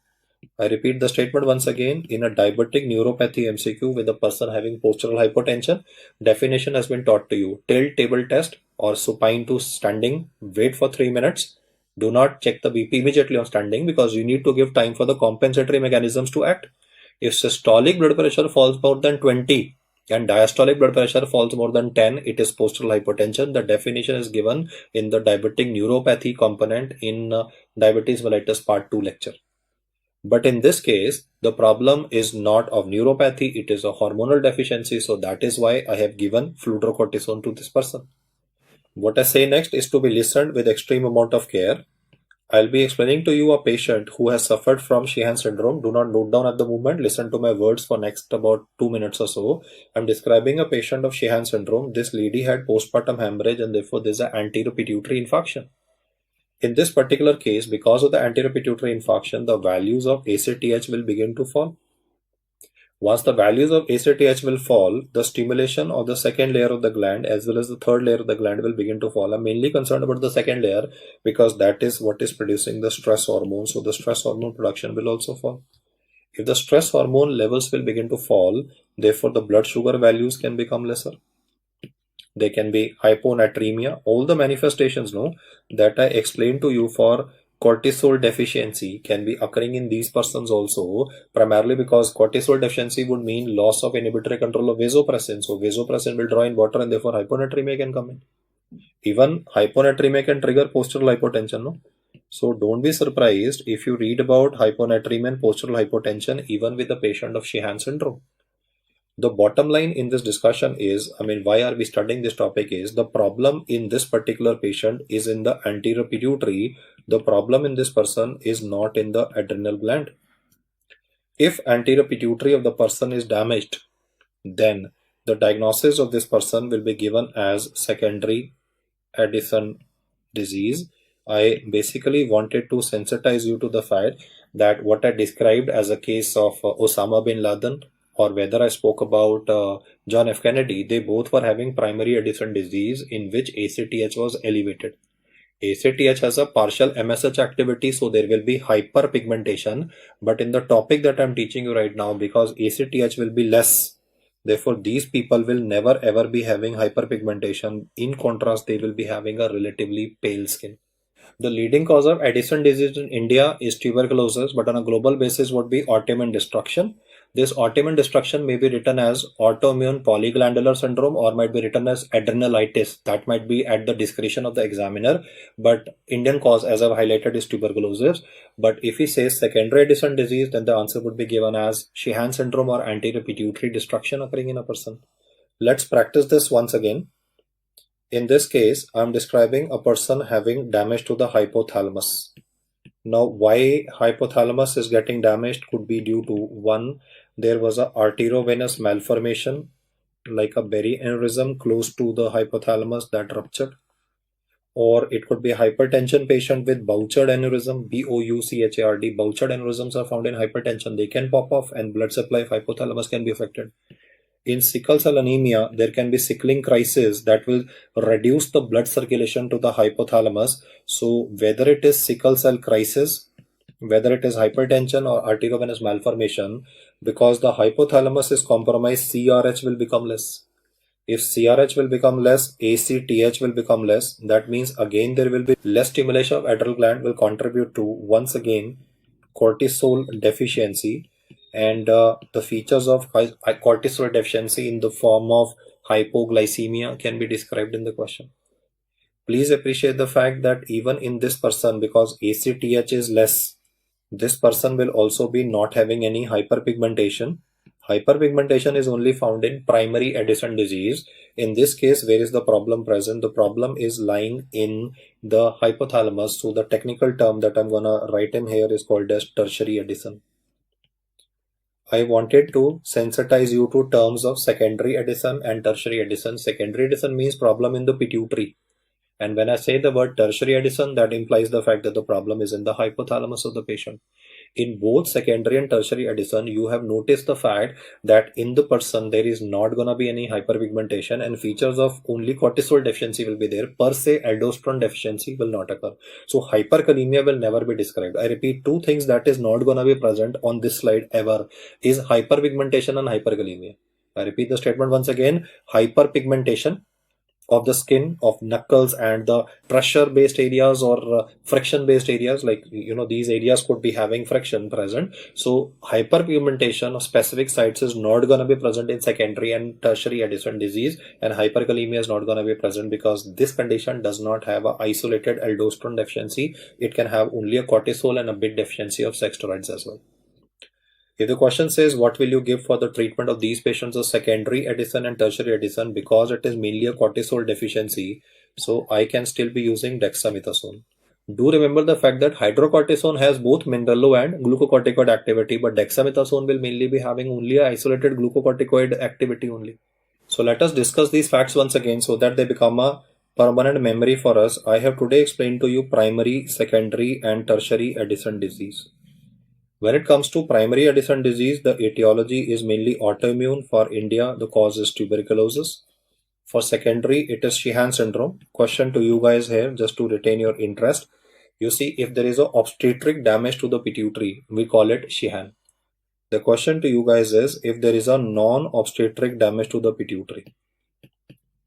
Non-obstetric damage to the pituitary is called as, let me say person was having a berry aneurysm that has ruptured. It could be trauma that can contribute to this, pituitary apoplexy that can contribute to this. So if it's a non-obstetric damage to the pituitary, what's the technical term that you use to describe it? The obstetric cause is called as Sheehan, and the non-obstetric cause or damage to the pituitary is called as Simmons syndrome or Simmons disease. Remember the fact, obstetric cause damage to anterior pituitary is Sheehan, non-obstetric cause of damage is Simmons. The causes can be ranging from something as simple as trauma, to hypertension, to pituitary apoplexy, to rupture of arteriovenous malformation. If the damage occurs primarily in the hypothalamus of the patient, we are going to call it a tertiary Addison disease. Now, the reason why we are studying this is in the exam, they would like to know regarding the hyperpigmentation component. The reason for that being ACTH, no? ACTH values are increased in primary Addison disease. Feedback. The example given was that of Osama bin Laden. He started having hyperpigmentation. That's how the Americans picked up. He had Addison. Whereas in Sheehan and Simmons, because the pituitary is busted, or in hypothalamus, the hypothalamus has gone CRH and ACTH, both are lesser. So you can see the fact that hyperpigmentation will be described in a multiple choice question only of the primary variety, and it's gonna be pale skin when it comes to secondary and tertiary. Also, for the treatment of the primary variety, the drug of choice will be answered as hydrocortisone, but I do not need any mineralocorticoid support for secondary and tertiary, where primarily what I'll be using for the person is dexamethasone. Along with dexamethasone, if postural hypotension is causing a bit of trouble, I can add fludrocortisone that will help in stabilizing the blood pressure of this person. Most of the time in crisis, which is due to Waterhouse fluoridation, your answer would be intravenous hydrocortisone. The table that I have made before you here, I would like you to recreate this table by yourself. And once you note down this information, try to do it under 1 to 2 minutes so that both speed and accuracy of yours can be maintained. We will do one more comparison here so that this information is fed into our brain permanently. The comparison will be between Conn's and Addison disease. In Conn's, I had told you it is a tumor in the outermost layer of the adrenal gland. In Addison disease, it is mainly an autoimmune destruction. In the first option of the MCQ, he's gonna make you compare the blood pressure values, potassium and hydrogen here. In Conn syndrome, because there's more of aldosterone, so BP will be more, and there's gonna be urinary loss of potassium and hydrogen. So you can see the arrows, that is BP values going up, potassium, hydrogen is going down. Whereas in Addison disease, it is BP that is lesser.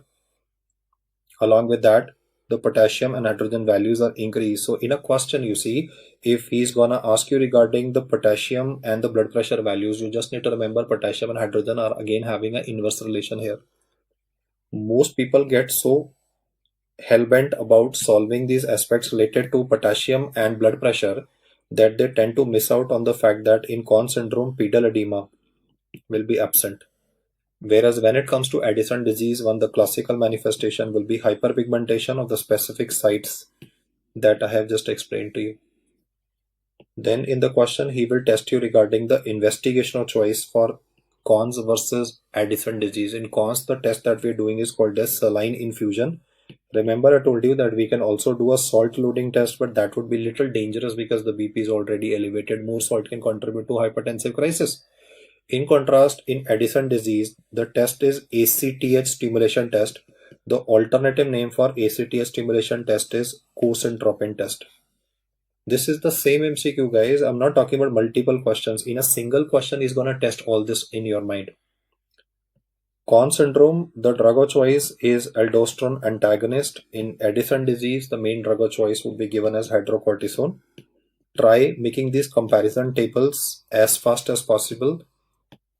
Whenever you are listening to this lecture of mine, I would suggest you in endocrinology, it's all about increase, decrease only. And in the exam, because when you read it, the question, because the choices are relatively longer, that increase, decrease tends to cause a little bit of distress. And because you are in a pressure cooker situation, so performance can go down. So in endocrinology, interpretation of report is the key.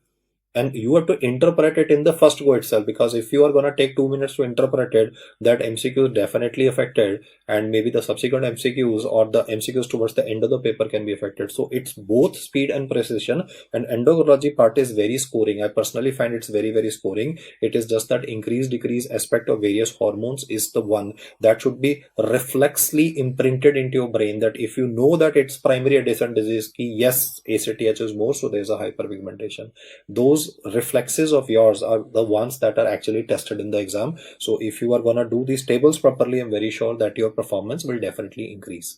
The topic that I'll be explaining next to you is pheochromocytoma, which is also written in MCQs as chromophenoma. Well, from the embryology perspective, you guys are already familiar with the fact that chromaffin cells are gonna be found at two locations. One is obviously the topic of interest where the tumor is originating from, that is adrenal medulla, but it can also be found in the sympathetic ganglia and the sympathetic chain. Now, why that is important is because when I'll discuss extra adrenal pheochromocytoma with you, I'll be describing regarding sympathetic ganglia that will be harboring this tumor. The specific term that is used to describe the sympathetic ganglia which is harboring a extra adrenal pheochromocytoma is called as organ of Zucker-Kendall. I'll jot down the details subsequently, but I want you to be sensitized to the fact that pheochromocytoma can either be in the medulla or it can be outside the medulla. In fact, sometimes it is also a possibility that there might be a third term by the name of paraganglioma, where actually catecholamines may not be even secreted. Let's put this data in the right perspective. If the question simply says, what is the major circulating catecholamine produced by pheochromocytoma, you know the answer. 80% of pheochromocytomas are norepinephrine producing. In contrast, in normal human being, it is epinephrine that is produced more. But the catch in the MCQ is, if he specifies regarding multiple endocrine neoplasia type 2A, in fact, nowadays we don't use the word type 2A, we just use the word type 2. What I'm talking about here is Sippel syndrome. If he makes a mention of Sippel syndrome in the MCQ and then says that the person is having a pheochromocytoma and what will be the major circulating catecholamine, then the answer will be given as epinephrine. Do make a note of this. Major circulating catecholamine, nothing mentioned, nor epinephrine, but if Sippel syndrome is given in the question, it is epinephrine. The third catecholamine that could be produced is dopamine. Now you will also come across a term by the name of paraganglioma. Well, I would like to here give a definition of paraganglioma first before I go into more technical inputs. Paraganglioma is also written as catecholamine producing tumor. So the usual query of most students when I start describing this topic is that, sir, you were talking about pheochromocytoma, chromophenoma. Now, how did this paraganglioma come into picture? Well, this is a catecholamine producing tumor. How is it different is primarily related to the location. Paraganglioma will be located either in the base of the skull, or for that matter of fact, it could be present in the neck area. In surgery, you might be even reading terms like chemodectoma or potato tumor. So that chemodectoma or potato tumor is what I'm describing here as paraganglioma. This is present in the neck related to the sympathetic chain itself. In fact, the speciality of paraganglioma is that this peculiar tumor located in the skull base in the neck might only produce a mass effect. In fact, it may, or in some cases, it even may not produce catecholamines. So this definition definitely had to be clarified that paraganglioma is a catecholamine producing tumor. It is capable of producing, whether it is producing or not is not necessary. In some cases, it may not produce any catecholamines, but only produce a mass effect. That is why it's referred as a potato tumor in the neck. Now, once we get these terminologies right, we go a little ahead and discuss regarding whether it is a benign tumor or whether it is a malignant tumor. I mean, traditionally, when you read the term pheochromocytoma, the impression is as if it is a benign tumor, but that is not the case. In fact, pheochromocytoma, it can be both benign as well as malignant, obviously one at a time. In 10% of cases, pheochromocytoma can definitely be malignant. Now, the question arises, how will we differentiate whether a person is having a benign pheochromocytoma, because that is where surgery is possible. But if he's having a malignant pheochromocytoma, then I will have to go in for chemotherapy in the person. To differentiate between a benign versus a malignant tumor, traditionally we do a biopsy. Like if a person is having a breast lump, I want to know whether it is benign or malignant, I can go in for FNAC or a true cut biopsy. But in this case, if I try to do a biopsy, you can understand I will have to approach the tumor by sending in the needle. Even if I'm doing CT guided, I have to send the needle via the cortex. You see, the basic essence of medical science is first to know any harm to the patient. So if I'm going to send a needle through the cortex, it can destroy the initial layers of the cortex. There could be bleeding in the initial layers of the cortex, which could result in drop in the values of aldosterone cortisol. Biopsy is not done to differentiate between a benign versus a malignant pheochromocytoma, primarily because of the damage that can occur to the cortex. You see, just for diagnosis, I cannot damage normal tissue in substantial amounts. That might be life-threatening as well. So the question will say, what is the best modality to differentiate between a benign versus a malignant pheochromocytoma? Your answer would be given as something simple as MRI abdomen. Do not answer any invasive investigation in this particular case. As I explained, the damage to the cortex will be disproportionately high. I mean, the benefit versus the loss. That is how we evaluate the any intervention that is being done in our field. Here, the loss is more than the benefit. So it's MRI abdomen that is to be done. The surgeon would also be interested in knowing the location of pheochromocytoma. So one possibility is that the tumor is deep inside in the medulla. You see, the tumor can become big and it can be as big as a golf ball, but I'm showing this tumor developing initially bang inside the medulla. That is one possibility. The second possibility is what I'm showing is location inside the sympathetic ganglia of the sympathetic chain. Now, sympathetic chain is gonna run paravertebrally in the cervical area, thoracic area, lumbosacral area subsequently. So what I am saying is that the tumor could be developing inside these sympathetic ganglia as well. Remember, the sympathetic ganglia contain chromaffin cells, but that is what I said in the beginning. No, chromaffin cells can be present in sympathetic ganglia also. So if a tumor is developing deep inside here, then we obviously need to locate this tumor. In fact, the term that is used to describe this peculiar location of a pheochromocytoma inside the sympathetic ganglia is called as organ of Zucker-Kendall. If I put it in simple English, what I'm trying to teach you is that in approximately 85% of cases, the tumor will be inside the adrenal medulla. In 15% of cases, the tumor could be outside the medulla. So the main information here is that overall percentage wise, 15% of these tumors can be extra adrenal, and that is why a surgeon would definitely like to know the location, because that is how he will plan his surgery. You can see some epidemiological information coming up here. Like I told you that in 10% cases there could be malignancy. Now I'm teaching in 15% cases the location can be extra adrenal. The question will definitely ask you what will be the preferred imaging modality that will help you in knowing whether it is in the medulla, whether it is outside the medulla. Then your answer will be once again MRI abdomen. I repeat that again.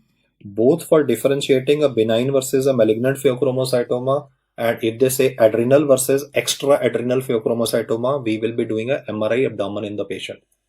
Now, sometimes if the tumor size is small, if adrenal medulla is having a tumor, the size of the tumor is less than 1.5 centimeter, then there is a possibility that MRI may not be able to pick it up. The smaller the tumor, lesser will be the ability of a MRI to pick it up. So there is a distinct possibility, like let us assume person is having the tumor in organ of Zucker-Kendall, it's only 5 mm, because as I said, it is not about size here. It is rather regarding the biologically active chemicals that it is producing. The tumor is not producing any mass effect. The tumor is only 5 mm. It may not be identified on a MRI abdomen. And if the MRI abdomen is normal, the person or patient will fight with you. He will say, sir, you scared me. You said I could be having a tumor. I mean, when you tell somebody, you have a tumor, it's going to be a big thing. The patient will say, sir, you scared the hell out of me. You told me I have a tumor in my body. Where is it? MRI is normal. Biochemical evidence of catecholamines is there. Urinary catecholamines are elevated. Metanephrine values are elevated in the person, but we need to demonstrate there is a tumor. Biochemical evidence is there, but tumor is not visualized. So in those circumstances, the backups that we have at our disposal to identify these relatively smaller tumors is, one, we can go for MIBG scan, or instead of MIBG scan, we can also go in for a PET dopa. From multiple choice perspective, I want you to remember, if the question simply says imaging modality of choice for location of a pheochromocytoma, that is whether it is in the medulla or outside the medulla, your first answer is MRI abdomen. However, if MRI abdomen is normal in spite of the biochemical evidence of the tumor being present, in those circumstances, you will answer MIBG scan or PET dopa. PET will obviously pick up any tumor primarily, so PET dopa definitely comes in the picture. But these scans are only to be answered. Methyl idobenzyl guanidine scan. MIBG full form I'm saying. I'm not writing it because that's obviously you are aware of methyl idobenzyl guanidine scan. But then this is usually a bane of big contention. Like, should we answer MRI? Should we answer the scans? Because my point is that MRI is overall the best. But at the same time, if the resolution of MRI, because if early identification has to be done, biochemical evidence is present, tumor is very small, MRI may not be good enough. Point is, it is good enough, but may not be 100% accurate, no? So we also need to be prepared for picking up those small tumors that can be having an early presentation, that is with help of MIBG scan or a PET-DOPA subsequently. As I've highlighted before you that these tumors can be having a familial basis. To explain the familial basis, listen to the description carefully. Let me say I have a 20-year-old guy and he's having very severe hypertension. It was not getting controlled by traditional drugs, and when I did a workup, I found that this guy was having a tumor in his adrenal medulla. The topic of interest, pheochromocytoma. I told him, sir, you need surgery. Young guy, whole life ahead of him. He said, okay, boss, as you say, and the surgery has been successfully done. Pheochromocytoma has been resected. The same patient is now 40 years of age and is having recurrent kidney stones. Because this person is having recurrent kidney stones, a workup was done that was shown that he is having elevated serum calcium and low phosphate. So the physician decided to do a PTH assay. The PTH of this person was grossly elevated, and therefore a system EB scan was done in the patient that revealed that he is having a parathyroid adenoma. This guy has developed the second tumor of his life, parathyroid adenoma, which is causing more PTH, more calcium, and kidney stones. So he has been surgically treated for parathyroid adenoma as well. Same patient, when he's, let me say, 60 years of age, he thought that he has survived 2 tumors in his life already. He thought that when he will come close to retirement years, he will have a cool life. But now he started developing a lump with respect to his thyroid gland. When I touched this lump, it was stony, hard in consistency. So my workup showed that this guy has developed another tumor, that is medullary carcinoma of thyroid. You can very well see I am teaching you regarding a single patient having manifold tumors. This presentation that I made here before you is called as multiple endocrine neoplasia. This multiple endocrine neoplasia is called as type 2A by the older nomenclature. Now it is simply called as MEN type 2. The alternative name for this is Sippel syndrome. Well, why are we studying this once again is because of 2 reasons. One, I've already sensitized you to the fact that in this case, the pheochromocytoma will mainly be producing epinephrine. But why are we discussing this again, though I've already sensitized you to this, is because of the fact that at this junction, one, I wanted to tell you the definition of multiple endocrine neoplasia would be at least development of 2 tumors out of 3. So we don't need all the 3 tumors to develop serially in a person and then say, okay, you have MEN. If 2 out of 3 are present, then it is a diagnosis of MEN. I also want you to be sensitized to the fact that in this particular disease, it is not a guarantee that at 20 only few will develop. There's a possibility at 20 he might be developing a parathyroid adenoma. And at 40, he might start developing a pheochromocytoma. So it is not a necessity that the age group might remain the same. The age group can change. Now, when this will happen in the person will be hell scared. He will say, sir, why is it happening to me? I will tell him, sir, there is a defective gene which you have acquired from your parents and you would have even transmitted it to your children as well. So when your children grow up, even they can have the same problem. He's asking me about this gene, so I have told him that there is a gene called as red proto-oncogene, which is sitting on chromosome number 10, which tells you the fact that this disease has a familial basis. He has acquired it, and there's a possibility that he can give it to his children as well. So therefore, from the exam perspective, you need to remember that pheochromocytoma can have a familial basis as well, and again that familial basis can be up to the tune of 10%. That is why sometimes the rule of 10 is used. You see, I'm not writing the word rule of 10 because a lot of authors dispute this term, rule of 10. But still, in earlier times when I was a student at your age, the word was rule of 10 is used for diagnosis of pheochromocytoma. Like you're aware, rule of 2 is used for identification of Michel's diverticulum. Rule of 9 is obviously for burns. But rule of 10 was when I was a student your age, I used to read it is valid for pheochromocytoma, though it is being disputed because, as I explained in the earlier part of my discussion, that when it comes to the location, it's not 10%, it is 15% tumors that can be extra adrenal.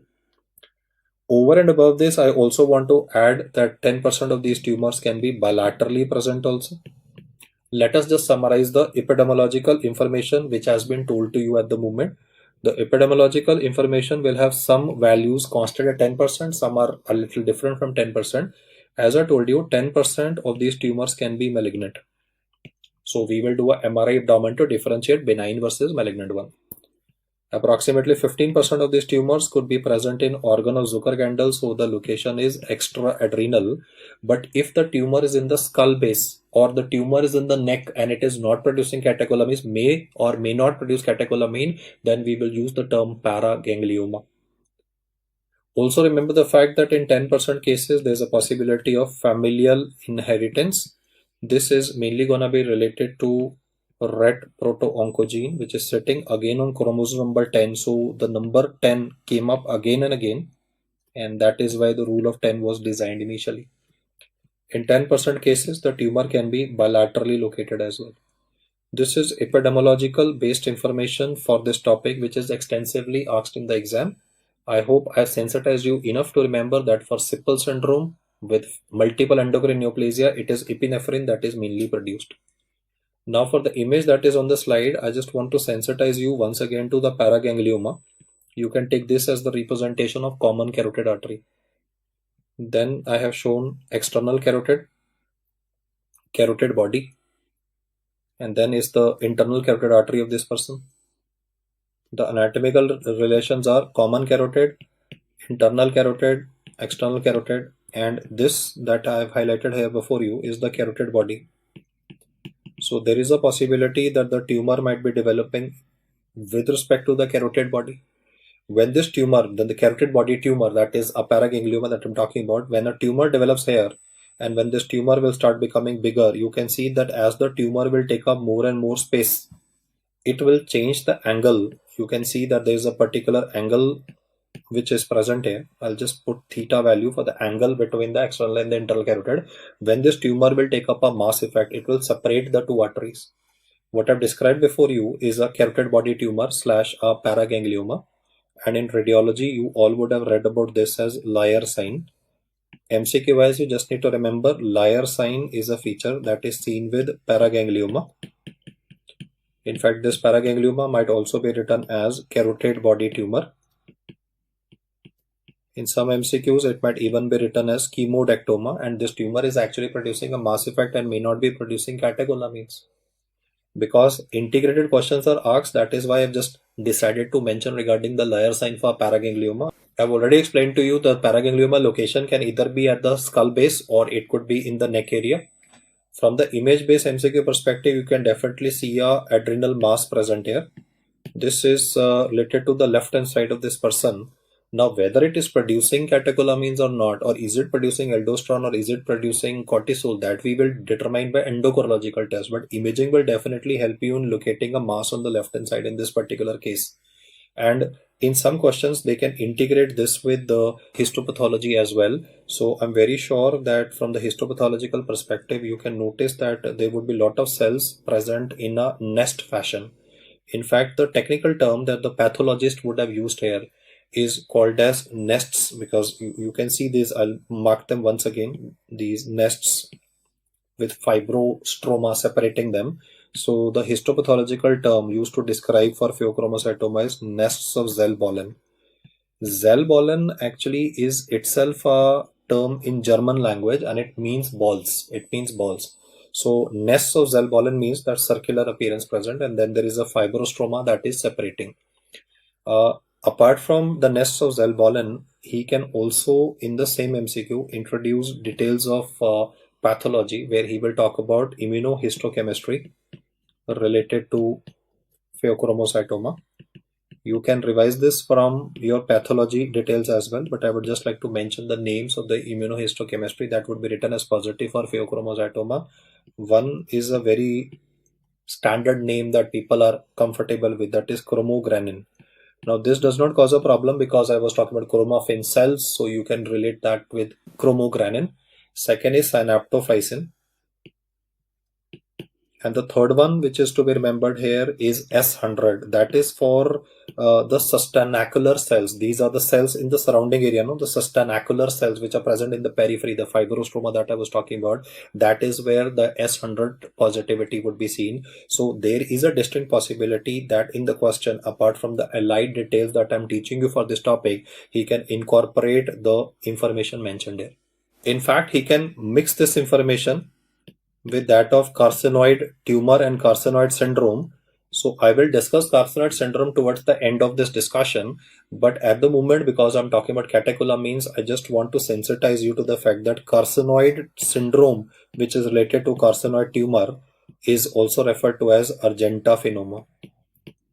Argentaphin cells present here versus chromophane cells present. That's why the name. In carcinoid syndrome, the 5-HT derivatives are the ones which are produced in excess. The 5-HT derivatives that are produced in excess are serotonin. Another one is histamine. That is why you get flushing episodes, because histamine will cause vasodilation. So flushing episodes is a very characteristic terminology for carcinoid. The test that we do for diagnosis of carcinoid has been asked extensively. So like in the earlier part of the discussion, I was talking about urinary vanillin mandelic acid levels, VMA, being useful for diagnosis of neuroblastoma. I now want to tell you that a 24-hour urinary 5-HIAA, that is hydroxyindole acetic acid levels, are useful for identification of carcinoid tumor. There are three things that I want you to understand from the previous two slides that I've discussed with you. One, I want you to remember the epidemiological information related to pheochromocytoma, especially with respect to rule of 10, though as I explained to you, rule of 10 is not 100% valid because some information is little more than 10%. The second point I want you to understand is aspects related to paraganglioma.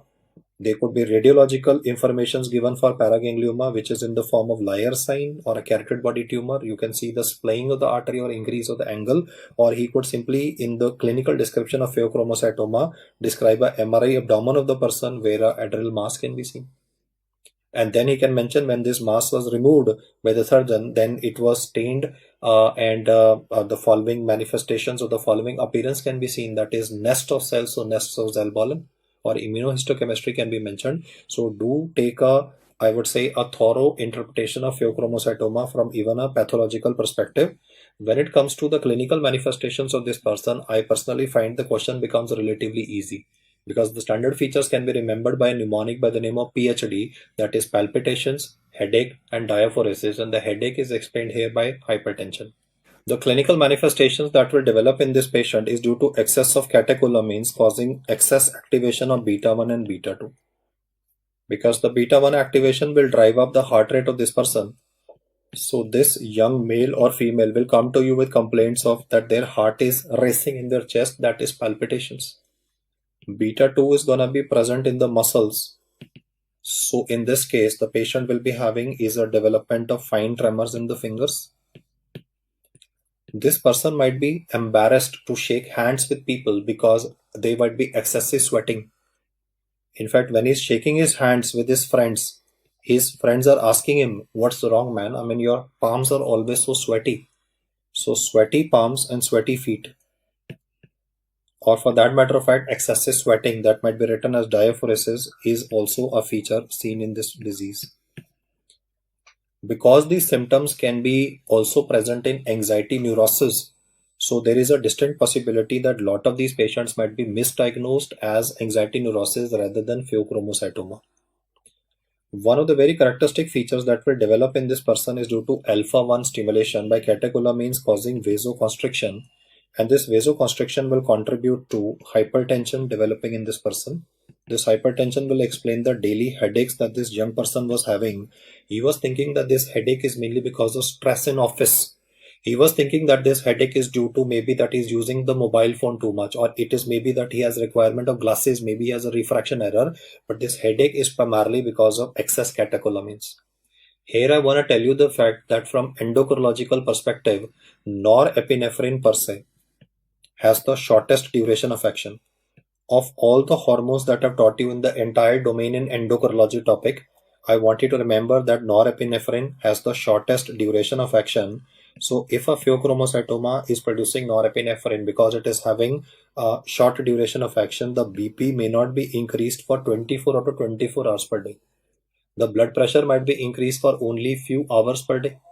So therefore, lots of time, whenever you're reading a MCQ of pheochromocytoma, the examiner will love to help you by using the term paroxysmal hypertension, because you don't read this term anywhere else. In essential hypertension, BP is increased all the time. Here I'm saying in between the BP values can touch normal also, and then once the tumor will secrete excess catecholamines, the BP will spike again. So the word is paroxysmal hypertension, or he might say the word episodic hypertension. It's a separate issue that once the tumor will become big and attain substantial size, it may be able to produce catecholamines 24 out of 24 hours per day. So if the tumor will produce catecholamines all the time of the day, then it is obviously sustained hypertension, as is present in essential hypertension. But these two terms that I've written, paroxysmal / episodic hypertension, these are prompts from the examiner to help you to identify this particular condition.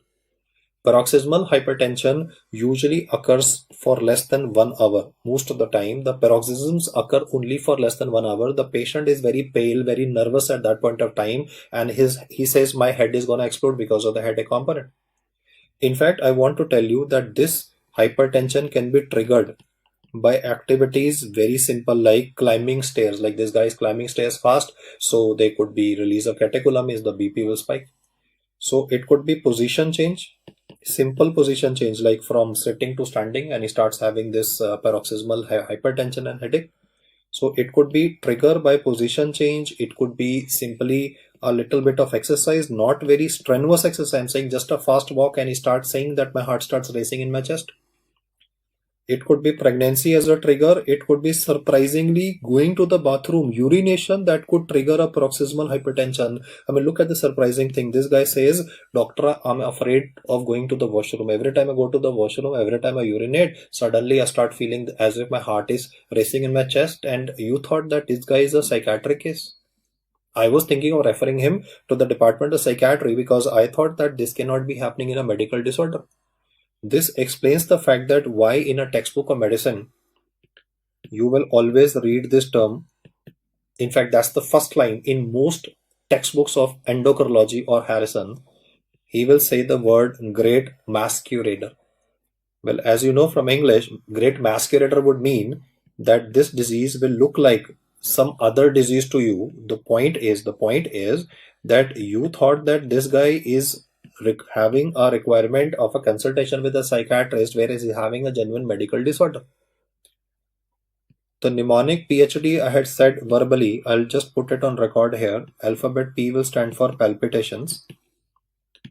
Alphabet H can be used for both hypertension and headache. Now the point of mine is that hypertension is not a symptom, right? This mnemonic is only for ease. This is one, please be clear, PhD is not confirmatory for pheochromocytoma. Obviously not. It just makes you suspect pheochromocytoma. Do remember the fact that if you have to select between headache versus hypertension, you will select headache as a feature because headache is a symptom. Hypertension is a physical finding that you find in a person. So PhD mnemonic per se includes palpitation, headache, and diaphoresis. Though I have been using the two terms interchangeably, I hope I made myself clear. Symptom is headache, and the manifestation, it's occurring because of the hypertension component. This will make you suspect that the person could be having a presentation of pheochromocytoma, and in majority of cases, this disease can be easily misdiagnosed. You could misdiagnose it as anxiety neurosis or even as drug abuse. If a person is taking cocaine, even cocaine can contribute to palpitations, cocaine can contribute to development of tremors, even amphetamines. So drug abuse obviously has to be ruled out. But if drug abuse is not there, then lots of time, based on the presentation that I've said, these patients may be misdiagnosed as anxiety neurosis. They might be heavily on medication, anti-anxiety medication. You have regularly prescribed Rivotril, that is clonazepam, for your patients of anxiety.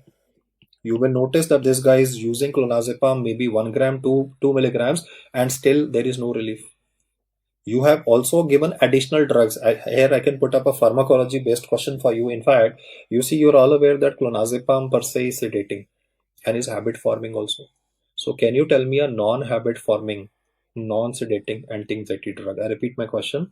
Clonazepam is habit forming. It is also sedating. So, and people, they keep on increasing the dose gradually. You started from 0.25, 0.5, then 1 onwards. So can you tell me a non-sedating, non-habit forming anti-anxiety drug? Well, the answer that you will give in this case will be buspirone. Buspirone is a non-habit forming, non-sedating anti-anxiety drug. So let us now understand what are those clinical pointers that will tell you that this is not a case of anxiety neurosis. One of the manifestations that you might come across in this person is that because he's having so many symptoms, he went to the laboratory by himself and he got his blood sugar tested. Because for any educated person, if the symptoms are persistent, he might think that he's having diabetes mellitus, which is so common in our country. And when he got his routine medical checkups done, in that it was shown that the fasting blood sugar of this person was between 100 to 125. The 2-hour value of this person is oscillating between 140 to 199. When he came to you, he said, "Sir, I think I have diabetes mellitus." Well, you worked him up.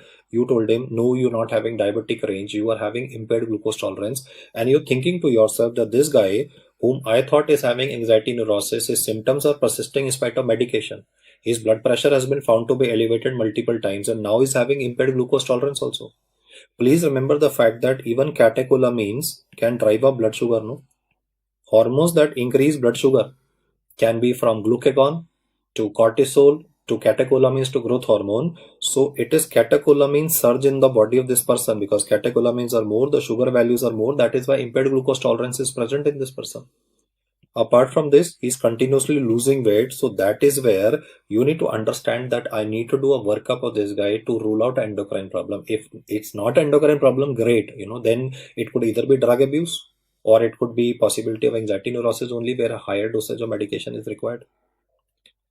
What I say next is very surprising in this condition, but you need to appreciate this fact that in these patients in the later stages of illness, because of extra amount of catecholamines in the body on a regular basis for large number of months, there might be extreme vasoconstriction. There might be such an extreme amount of vasoconstriction occurring in the body of this person that this person will develop a volume contracted state. Now, when I say this, most students, they ask me this question, "Sir, how is it possible? There is no loss of fluid from the body. So how could you say volume contracted state?" You see, I'm saying all blood vessels are constricted, so there is no space available. It's obviously going to happen gradually, but ultimately there is no space available inside the blood vessels.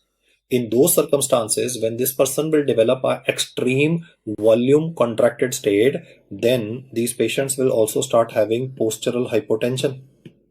When I describe this, again, the query of most doctors is that, "Sir, how is it possible that the same patient is having hypertension and then a postural hypotension?" I want to tell you that the initial presentation of this person is episodic hypertension, then it becomes a sustained hypertension. But in the same chap, later on, when there is an extreme volume contracted state, that is when postural hypotension will occur. And this is important for you from the exam perspective because there will be no other multiple choice question or any other condition given to you in the exam where hypertension and postural hypotension will be given together.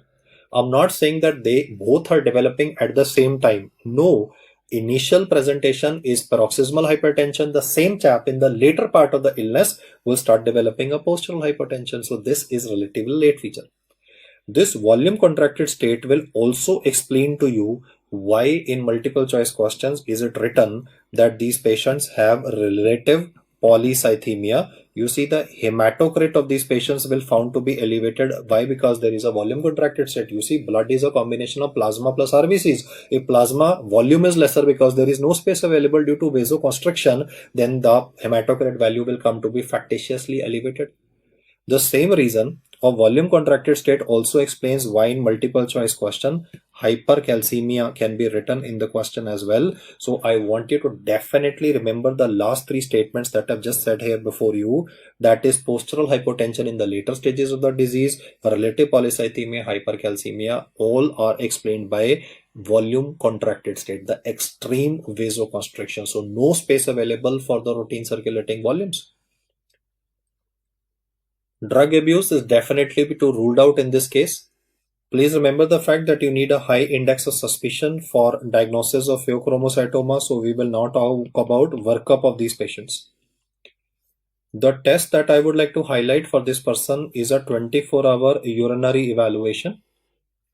The test that we will do is called as 24-hour urinary fractionated metanephrine levels. In the options, 24-hour urinary catecholamines will also sound very appealing to you. Though 24-hour urinary catecholamines will be written in the question, do not mark on it because you see catecholamines have a limited duration. After that, they get disintegrated in the sample. So like in India where facilities are not so great, you might take the sample, but it might be tested maybe the day after or maybe subsequently. So by the time the sample is tested, the catecholamines have been degraded. So it's a good idea to actually measure the end products of catecholamine metabolism, and the end products of catecholamine metabolism is fractionated metanephrine levels. I want you to remember the fact that the best screening test for diagnosis of pheochromocytoma is 24-hour urinary fractionated metanephrine levels.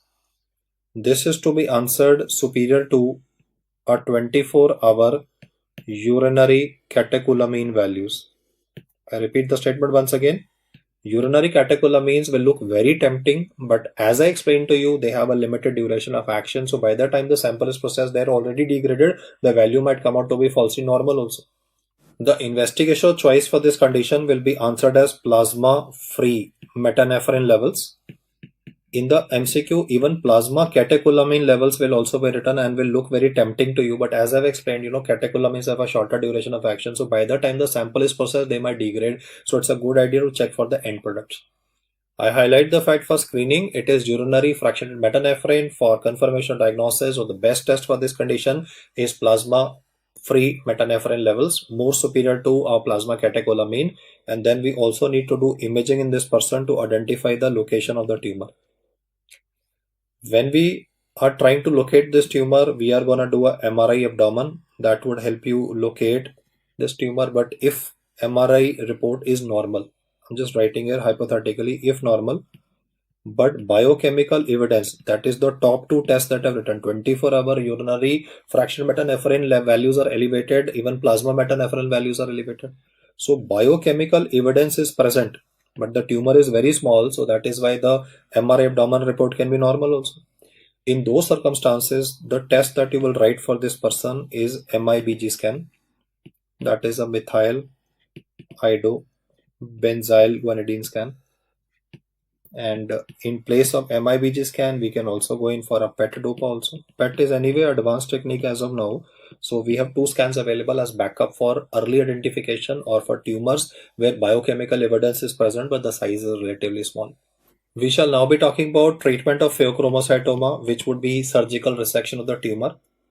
Please remember, surgery is absolutely contraindicated if the person is having a malignant pheochromocytoma, because it has spread, we'll obviously be preferring a chemotherapy. So in the exam, most of the time, he will be talking about what is the presentation in 90% of the cases, which is a benign pheochromocytoma. What I mean by surgical resection of the tumor will be either we will subject the patient to partial or it would be a total adrenalectomy. This will obviously depend upon the extent of the tumor as well as the skill of the surgeon.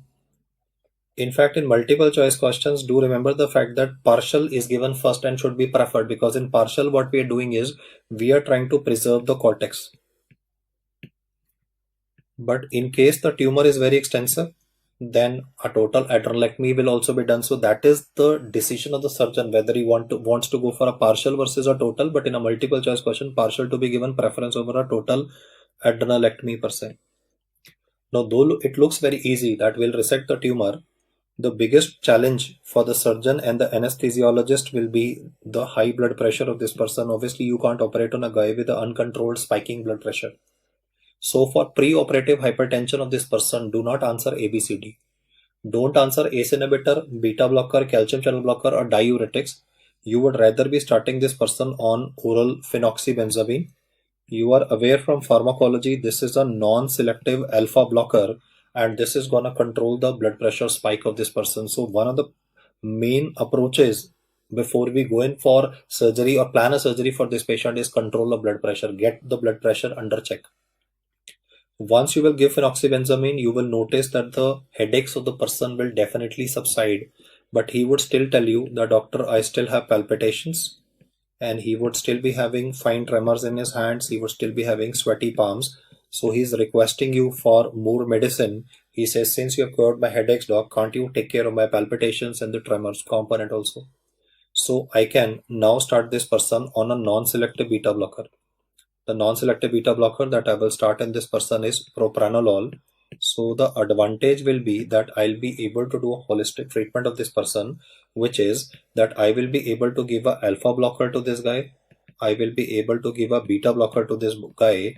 And as you can understand, if you are using alpha plus beta blockade, then you are having a better control over the manifestations of the patient. I'll explain to this patient that go and purchase these medicines, come back to me again. I will tell the person that when you wake up in the morning, the first thing that you're supposed to do is take up the tablet for hypertension. You see, person does not know what is phenoxybenzamine, what's the brand name. So you should write this is for high blood pressure. I have already explained to you in cardiology that basically blood pressure tends to spike in early morning hours even in normal person. The BP tends to spike in us right from 6 a.m. onwards. It begins to rise. So at that point of time, when BP is beginning to rise, in this guy, the BP spike will be even higher than what is present in you and me. I mean, I'm not hypertensive, but in a pheochromocytoma person, the spike of BP will be higher than what happens even in a normal person. So first thing to be done in the morning of these patients is take the tablet for hypertension, and then subsequently, like post breakfast, BFR means post breakfast, he can take propranolol. Now, the point that I want to make here is that you, let me say, have a very busy practice and you did not explain these things to the patient properly. If you will not explain these things to the patient properly, let us see what he did. This patient understood that doctor has advised me to take one tablet right in the morning. When a doctor has told me the moment you get up in the morning, you brush your teeth, with your morning tea, whatever, water, etc. you take, just take a tablet. So he has taken propranolol tablet as the first thing in the morning, whereas I should have told him it is the hypertension medication phenoxybenzamine which is to be taken. So this is negligence on my part. The moment this person will take propranolol, the problems will begin because you see there are two receptors in the body. Alpha causes vasoconstriction, beta causes vasodilation. When you will give propranolol to the patient, it will cut off the beta, it will cut off the vasodilation, it will cut off the endogenous vasodilation of this person, because of which the vasoconstriction component will remain unopposed. And if the vasoconstriction will remain unopposed, this guy can land up even in an intensive care unit with a CNS bleed and hypertensive crisis. I repeat the fact once again. If this person will take a beta blocker first, if he will take a non-selective beta blocker first, the endogenous vasodilation is gone. The unopposed vasoconstriction will spike the BP of this guy, contributing to hypertensive crisis in this individual. So it always makes sense to explain to these patients that first to be taken is medication for hypertension and then subsequently propranolol. In fact, from the exam perspective, in the options they had written what is best for management of a benign pheochromocytoma medical stabilization part, it is alpha plus beta, beta plus alpha. You can see it is alpha plus beta. Beta plus alpha can actually kill this person. You can argue in English, what's the difference? The difference is right in front of you, sir. Please appreciate the fact that the primary problem of this guy is high blood pressure. Control it first and then take care of the beta problems. If you do vice versa, the spike in blood pressure can even contribute to hypertensive crisis in these patients. Next, I'll explain what is going to happen in this person with respect to intraoperative blood pressure management. Please remember the fact that when the surgeon will be operating on this guy and there's going to be a definitive tumor manipulation, because the surgeon will have to dissect the tissue from the adjoining tissues. So due to the pressure by the hands of the surgeon, there can be a release of catecholamines or catecholamine surge in the patient.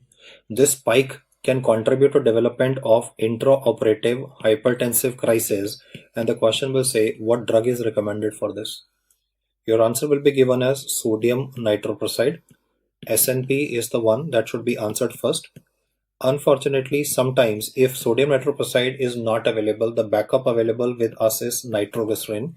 In fact, nitroglycerin will also be useful if he goes into left ventricular failure. Like if the BP spike was too high and it's causing the person to develop pulmonary edema, then we can be using nitroglycerin drip in the patient as well. There's an alternative approach to handling this, because you see the point is when the surgeon will manipulate the tumor, because he has to dissect it from the adjoining tissues, there is a distinct possibility that the catecholamine surge will still occur. So what we can do in these patients alternatively as an alternative approach is that before this person is going into the operation theater. Just like 1 hour before the surgery will start, pre-operatively we can be giving intramuscular or intravenous phentolamine to this person. That is again a non-selective alpha blocker which can be given parenterally to this person to prevent the spike of BP. Now, on a comparison basis, what is being recommended as of now, both in anesthesia, both in critical care, and also in Harrison, is that there is no need to give right 1 hour before surgery phentolamine as was advised earlier. Now the guidelines are that during surgery, if BP will rise, we'll handle the eventuality because we have good IV access available, so we can use sodium nitroprusside or nitroglycerin drip as and when the need arises. From the MCQ perspective, remember, if the question specifies the word pre-operative hypertension of this patient is managed by, listen to the perspective very carefully. What I mean by pre-operative hypertension at the moment is, suppose 2 days before surgery, 5 days before surgery, 1 month before surgery, what will I write to the patient? I will write phenoxybenzamine. But before is going right into the OT, so the pre-op word has come up here, but don't at the moment be under impression that I am talking about this being done 1 month before surgery or 10 days before surgery or even 1 day before surgery. 1 day before surgery, 10 days before surgery, for that matter of fact, I'll be putting this guy on oral phenoxybenzamine to control the BP, get a PAC fitness. And before he goes into the operation theater, we can give phentolamine, but this approach is not recommended as of now. This is what I recommended when I was a student. So in the MCQ, if he specifies the word pre-operative hypertension is managed by, your primary answer is oral phenoxybenzamine. If he says due to tumor manipulation, if there is a catecholamine surge means a spike, that is when you would be using sodium nitroprusside for the patient, and a partial or a total adrenalectomy can be done in this case. I would like to end this discussion by comparing the information provided to you for pheochromocytoma with that of carcinoid tumor, because in the exam they love to mix and match the information. For pheochromocytoma, I've also shown a histopathological slide where the technical term used was nests of Zellbollen. Zellbollen basically in German basically means balls. So those cells are in the form of balls in nests, or they're separated by sustanacular cells. Pheochromocytoma will mainly be producing norepinephrine, but if it is Sippel syndrome, then it is epinephrine producing, and the third hormone which is present is dopamine. Whereas when it comes to carcinoid tumor per se, it will be 5-HT derivatives that will be in the picture. The 5-HT derivatives will be either in the form of serotonin or will be histamine. Now you need to understand and remember the fact that the amino acid which is required for synthesis of these 5-HT derivatives is tryptophan. And tryptophan is also required in our body for synthesis of niacin. The problem in this person of carcinoid tumor / syndrome is that the tumor will misuse this tryptophan. All the tryptophan will be diverted. Mark the words there. All the tryptophan will be diverted towards the synthesis of 5-HT derivatives which are being produced in excess than what is required. So if you will waste tryptophan in synthesis of something which is not required in such a substantial amount, then the availability for niacin synthesis will become lesser. You see, tryptophan produces niacin, produces 5-HT derivatives in you and me, not a problem. Here there is a wastage. So the availability for niacin synthesis will be lesser, and because the availability for niacin synthesis will be lesser, this will contribute to development of pellagra as a manifestation in the person. So remember, MCQ wise, pellagra as a manifestation is seen or written in MCQs of carcinoid tumor, but no such aspects related with respect to pheochromocytoma. Another aspect which is always asked for carcinoid tumor / syndrome is cardiovascular implications. The cardiovascular implications have been touched in cardiology section, but I would like to reiterate the statement. There are 2 valvular lesions that can be seen with carcinoid syndrome, that is TIPS.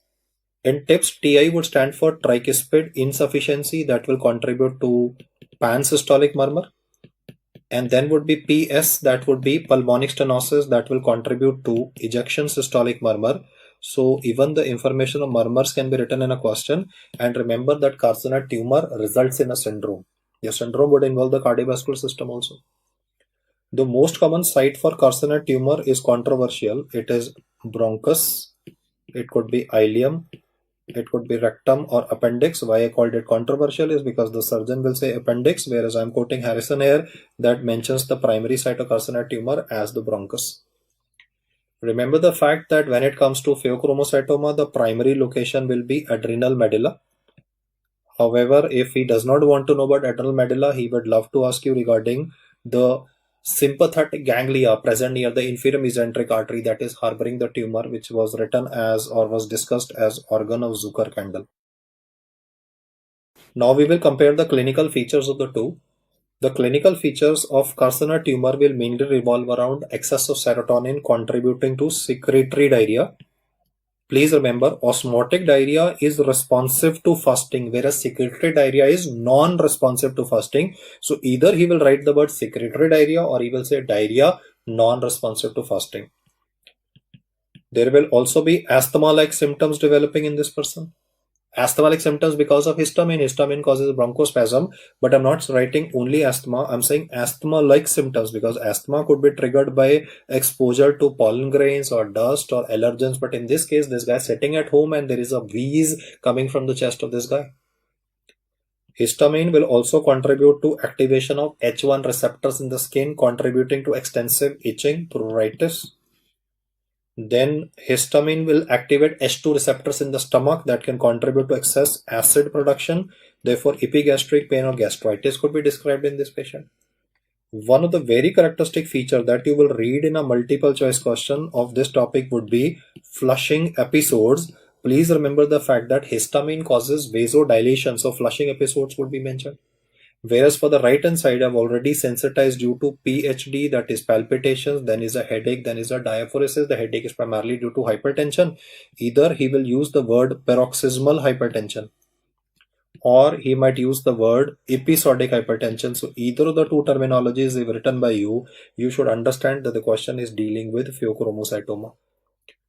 The test that is done on the left hand side was told to you even in the starting of this discussion, urinary 5-hydroxy-indole acetic acid levels, HIAA levels.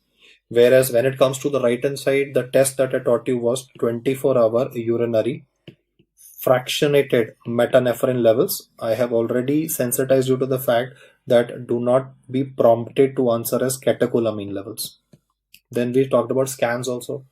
Though MRI abdomen is the preferred imaging modality, if it's not able to pick up, we can use a MIBG scan. Whereas on the left hand side, the scan that I'm using is Octrio scan.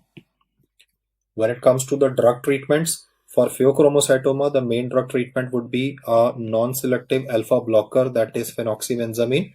And if he mentions regarding tumor manipulation with respect to a large pheochromocytoma and there's a catecholamine surge occurring in a patient, then we can be using sodium nitroprusside. Whereas for the left hand side, the drug of choice to be answered is octreotide. So please get these questions right with respect to comparison of carcinoid tumor versus pheochromocytoma. This is the information I want you to learn, guys. I mean, I understand this has been slightly a long discussion, but I have tried to cover a substantial number of topics here. And as I've already explained to you, I'm highlighting once again, guys, knowledge is power. All these Ayurveda people, homeopathic people, they will never have that mental capacity like you have. And anyway, you're not gonna go and practice in a village where there are potholes and there is not even proper toilets and there is no electricity. So let those guys practice there. You're gonna practice at a tertiary care hospital or at a good city, at a good place, in a good setup. And for that, only you are fit for. Because the way you talk, the way you communicate, the way you have knowledge, your patient will automatically respect you. That level of a Ayurvedic doctor cannot never ever be compared with what you guys are doing. So please don't get bothered by all this happening of Ayurveda people and all these allied sciences people being given various facilities. Let government do whatever. You just focus on your career, guys. You are the cream of the society. You are top-notch people. You are the guys whom policeman will salute, right? The beatbox officer will come and salute in the morning. Ki salam sir. So you are the cream of the society. You don't need to be bothered by all these small things. You just need to keep on doing one thing, that is relentless learning. Be merciless in your knowledge. Be merciless in acquiring knowledge. I mean, knowledge is power for you guys. The more you will learn, the more confidence you will be having in communicating with your patients. And the way you talk is what is going to get your patients back to you. Because more strength to you is with knowledge. Thank you so much for hearing me out and having the patience of listening to all my facts. Thank you.